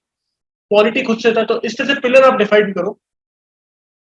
बाकी इंटरनल सिक्योरिटी, डिजास्टर मैनेजमेंट कुछ अभी जरूरत नहीं होती, वो सिर्फ वो लास्ट के प्रीलिम्स के अगले दिन से हो जाता है लास्ट के। तो ये 4-5 ही पिलर है। एनवायरमेंट है, एक इंपॉर्टेंट है एनवायरमेंट। एनवायरमेंट में मोस्टली करंट अफेयर्स होता है ना। वो थ्योरी ऑफ ओशन एसिडिफिकेशन और सब पढ़ लो, सब कंसेप्ट जान लो, बट एग्जाम में करंट अफेयर्स का आता है तो वो मैगजीन आपको काम आती है। तो 4-5 पिलर है थ्योरी के, उनको कंटिन्यूस रिवाइज होता है। हिस्ट्री आपकी कंटिन्यूस रिवाइज होनी चाहिए पढ़ने के बाद, आपका पॉलिटी रिवाइज होनी चाहिए, आपका ज्योग्राफी रिवाइज होनी चाहिए, है ना। और इकोनॉमिक्स के कंसेप्ट, और एक लास्ट एनवायरमेंट, सब बायोडाइवर्सिटी। इतने से पिलर हैं, इनको रिवाइज करते चलो, इनको टाइम टू टाइम रिवाइज करते चलो। मॉक लिखना, जनवरी से मॉक लिखना शुरू कर देना, जो कोचिंग वाला वीकली जो करवाते हैं वो जरूर लिखना। एक भी मॉक स्किप मत करना, भले प्रिपरेशन है चाहे नहीं, कुछ नहीं उखाड़ पाओगे प्रिपरेशन के बाद भी, सच बता रहा हूँ। किसी दिन कह सकते हो कि आज मुझे पूरा पता है, आज मैं मॉक लिखता, ऐसा कोई ऐसा दिन आएगा क्या? नहीं आता ना, तो दो ना एग्जाम। तो मॉक जब भी होते हैं वो रेगुलर दो, पीरियोडिक दो, और जनवरी तक अपना सिलेबस अगर हो गया है तो बट उसको जनवरी तक सिलेबस कवर करने की कोशिश करो। अभी कोचिंग में नहीं हुआ तो ठीक है, उसके साथ साथ चलता रहेगा, बट जो पढ़ा है उसको रिवाइज करते चलो। ऑप्शनल अगर मिल रहा है पढ़ने को तो बस क्लास में जो बताया उसको सुनते चलो, उसको रिवीजन करने की जरूरत नहीं। बेसिकली आपको ये होना चाहिए कि जिस दिन मेरा प्रीलिम्स का अगले दिन सुबह मैं शुरू कर सकता हूँ रिवाइज करके आंसर राइटिंग, उतना होता है पहले जो। तो अभी ऑप्शन मिल रहा है, सुनते चलो उसको, 2-3 घंटे की जो क्लास होती है बहुत है। 4-5 पिलर है, इनको रिवाइज करते चलो, जनवरी से मॉक शुरू कर देना कोचिंग वाला। और लास्ट के 50 दिन जो आते हैं प्रीलिम्स से पहले, उसमें डेली एक मॉक लिखना है। मॉक लिखते हो 2 घंटे में, 2.5 घंटे उसका एनालिसिस का लगता है। 2 घंटे का मतलब 2-2.5 घंटे एक्स्ट्रा लगता है। एक एक क्वेश्चन देखो कि जो मेरा सही, जो एकदम ही सही आप कॉन्फिडेंट हो थ्योरी में से, उसको नहीं देखना है, पर जो तुक्के मारे हैं, एजुकेटेड गेस मारे हैं, वो सही क्यों हुआ, तुक्का सही क्यों हुआ, गलत हुआ तो क्यों हुआ, जो मुझे नहीं आता था। कई बार ऐसा होता है आपको पता होता है, आपको क्वेश्चन मार देते, पर जो एक्सप्लेनेशन होता है ना वो अलग ही होता है। You might have found it right but your reasoning was not correct, वो भी जानना जरूरी होता है। कि यार मैं सही बता रहा हूँ, जो ये मॉक भी बनाते हैं वो भी मेहनत करते हैं, पैटर्न देखते हैं एग्जाम का, वो आपको एक एडवांटेज है, किसी और की मेहनत का आपको बेनिफिट होगा। इसी बात पे तो पैसे पे करते हो, उसको बेनिफिट लो, उसको इग्नोर मत करो। तो एक्सप्लेनेशन जरूर देखना मॉक का, 2.5 घंटे लगेंगे, लगने दो। तो ये अप्रोच रखोगे तो सिस्टम। और प्रीलिम्स जिस दिन हुआ फीलिंग आ जाती है, कट ऑफ पता पड़ जाती है, 100-110 होती है, की मिलाओगे आपको आइडिया लग जाएगा प्रीलिम्स निकल रहा है। अगले दिन से सुबह सुबह फ्रेश नहा धो के अपना जितना करंट अफेयर जो किया है उसकी एक रिवीजन और आंसर राइटिंग शुरू। डेली कम से कम 2 से 3 आंसर लिखने जरूरी है प्रीलिम्स के अगले दिन से, नहीं तो नहीं निकलेगा। मेंस लिख के ले लो, दुनिया भर का नॉलेज होगा, नहीं निकलेगा, लिखना जरूरी है। तो जो लास्ट के 100 दिन होते हैं प्रीलिम्स के बाद, प्रीलिम्स टू मेंस के पीछे 100 दिन होते हैं, those are mainly about answer writing rather than taking new knowledge, है ना। क्योंकि मेंस के एग्जाम से 50 दिन पहले तो फ्रीज हो जाता है, उसके बाद कोई करंट अफेयर नहीं आने वाला तुम्हारा, 50 दिन पहले पेपर बनने शुरू हो जाते हैं। यार कहते हैं ऐसा कि 50 दिन पहले ही सब चीजों में फाइनल कर देते हैं। तो अभी नहीं पढ़ो। मेंस में तो काम आएगा, प्रीलिम्स निकाले खुश हो जाओ क्या? और थोड़ी देती यूपीएससी प्रीलिम्स निकाला, 13,000 लोग निकालते हैं अक्सर, इसीलिए करना पड़ेगा। बट मेरे को पता है आप नहीं पढ़ोगे, वो आदत होती है, अरे यार कम, ये अप्रोच मत रखो, है ना। हालांकि जो बाद में फिर ठीक है, प्रीलिम्स के और मेंस के बाद तो इंटरव्यू के लिए आप पढ़ोगे, उसको वापस से जो आप छोड़ोगे उसको बाद में पढ़ना ही है, छूटना कुछ नहीं। और बताओ, तो स्ट्रेटेजी। और हाँ, फिर भी मतलब जैसा इंटरव्यू दे रहे हैं, तो दोनों के सामने से उत्तर स्कोर देके हमें फीड देते ठीक है। देखो यार, वो उसको हिंट देते हैं जो सच में डिस्कशन करना चाह रहा है, जैसे ना एक जेन्युइन डिस्कशन, आपके शुरू में ही टोन सेट हो जाती है इंटरव्यू की। आप अगर डिफेंसिव दिख रहे हो तो वो टांग खींचने पे आते हैं। See they basically want to open you up. आप जब इंटरव्यू जाते हो ना, आप एक मुखौटा ओढ़ के जाते हो, मुझे ऐसा दिखना है, मुझे वैसा दिखना है। तो क्या होता है, शुरू के 5 मिनट वो ऐसी बैशिंग करते हैं पर्सनल लेवल पे, वो मुखौटा फिर हट जाता है, फिर आदमी अपनी असली पे आता है। वो असली देखना हो, अगर आप जेन्युइनली देखो, आप कैसे भी हो, ये प्रिपरेशन ऐसी आपको धीरे धीरे मॉडरेट बनाती है, धीरे धीरे सोचना सिखाती है, सिस्टमेटिक सिखाती है। कई लोग क्या होता है, जैसे मैथमेटिक्स ऑप्शनल है, कईयों को मैं जानता हूँ, बताओ बहुत स्ट्रांग है, अपने आईआईटी वाईटी पढ़े हुए सब। तो क्या होता है, मैथमेटिक्स में आ गए 340, जीएस में आए 400 भी नहीं, बट निकल गया एग्जाम। इन द सेंस कि 3000, जो इनका मेंस निकला 3000 में आ गए, अब वो इंटरव्यू देने पहुंच गए। अब वहां जाके उनका जो, शुरू में तो हर कोई मॉक दिया होता है इंटरव्यू, दिल्ली में हर कोई अपने हर कोने कूचे में इंटरव्यू दिया होता है, हर एक का अपना आंसर रेडी होते हैं। वहां जब जाता है आदमी, तो वो प्रोसेस का पार्ट नहीं था, मतलब उसका वो इंटेलेक्ट उस डायमेंशन डेवलप नहीं हुआ, उसके प्रेजुडिसेस अभी भी हैं। जैसे एक बंदे ने बोला ना, डवरी तो सच क्योंकि दे रहे हैं। इवन गर्ल, मैंने एक इंटरव्यू लिया था, उसने ये बोला था, मैंने उसको बोला कि पंजाब में lowest rate of women participation है इकोनॉमी में, इंडिया का सबसे लोवेस्ट 12%। तो उसका आंसर ये था कि हाँ सर, वहाँ प्रॉस्परस फैमिली से तो वुमेन को काम करने की क्या जरूरत है। मैंने कहा you are expected for women empowerment कि तुम, अगर ना वो भी वही सुपरफिशियल लगता है कि यार जब सब कुछ प्रॉस्परस है तो क्यों ऐश करो ना घर में। उसको ये नहीं दिख रहा कि इट्स अ सिंबल कि एक आप एटलीस्ट बोलो तो सही, आप भले आप बिलीव नहीं करते, बट इंटरव्यू तो आपको बोलना पड़ेगा। वही होता है, उस सामने आ जाता। तो उसका इंटरव्यू चल रहा था 30 मिनट से, शुरू में बड़ी बड़ी बातें चल रही थी इंटरव्यू। 30 मिनट के बाद क्या होता है, थोड़ी बहुत ग्रिलिंग हो जाती है, आपका मुखौटा हट जाता है। अगर आप सच में जेन्युइन पर्सन हो और आपका मुखौटा हटने के बाद, तो they will have a conversation with you. अगर उनको लगता है ये सब झूठ बोल रहा था, नाटक का जो भी है, तो वो आपको ग्रिल कर, फिर वो आपको हिंट नहीं है आपको, तो वो उल्टे के बताता हूँ आपको। मेरे साथ एक पूछा था मेरे से कि है ना, सुमित तुम राजस्थान से हो? मैंने कहा क्या राजस्थान में ऐसा हो रहा है कि टॉयलेट्स भी बना रहे हैं बट लोग यूज नहीं कर रहे गाँव में। इस सोशियोलॉजी में केस स्टडी है, किशनगढ़ करके जो जगह है, आपको पता होगा, किशनगढ़। वहाँ क्या, वहाँ की केस स्टडी है। क्या होता है कि पेट्रियार्की इतनी स्ट्रांग है वहाँ गाँव में कि विमेन को घर से बाहर जाने का मौका नहीं मिलता। वो कुकिंग में, बच्चे पालने, फिर इन लॉज की सेवा करने में लगे थे। उनके पास ये एक टाइम होता है जब सुबह वो बाहर जाते थे टॉयलेट के लिए, तब सबसे मिलती थी विमेन से, है ना। तो सोशल मिंगलिंग का वही टाइम होता है, तो उसके बहाने वो बाहर जाती थी। अब घर में टॉयलेट बन गया तो उनका वो भी बंद हो गया, तो उन्होंने उसको यूज करना बंद कर दिया, उन्होंने उसको स्टोर रूम बना दिया। ठीक है, ये रीजन है, तो सोशल रीजन है पेट्रियार्की, जिसके कारण टॉयलेट स्वच्छ भारत सक्सेसफुल नहीं हो रहा। तो ये जब आया ना, मुझसे पूछा, तो मैंने ऐसा आंसर किया है, तो मुझे बोली कि अच्छा सोल्यूशन क्या है, कि हमें तो डिफेकेशन रोकना चाहिए। तो वो मतलब डिस्कशन करे थे, मैंने कहा हम कम्युनिटी टॉयलेट्स बना देते हैं कि वो, अब मैं ये कहूंगा पेट्रियार्की एड्रेस करते हो तो लॉन्ग टर्म है, शॉर्ट टर्म मैंने कहा बाहर जा रही है, वहां सेफ नहीं है, डिफिकेशन होता है, बच्चों को हेल्थ इशू है, तो कम्युनिटी टॉयलेट्स बना। तो वो हंसने लगी कि ना, अरे तुम तो उस पर चले गए, चलो मतलब she wanted to hear something new. और कुछ भी बोलोगे ना फिर, तो अगर इमेज अच्छी बन गई है तो दे विल हंसते इन पॉजिटिव सेंस में, अरे वाह ये तो सोचा ही नहीं कभी, मतलब कुछ भी बोल दो फिर आप। और अगर आपका इंप्रेशन खराब है तो आपको उसमें ग्रिल करेंगे। तो टोन सेट होती है इंटरव्यू की, शुरू में जो होती है आपकी जो इमेज है, मुखौटा हटने के बाद जो सामने आता है उसी पे डिपेंड। और बोलो, टाइम भी हो गया। कोई online, too much pressure on men responsibility.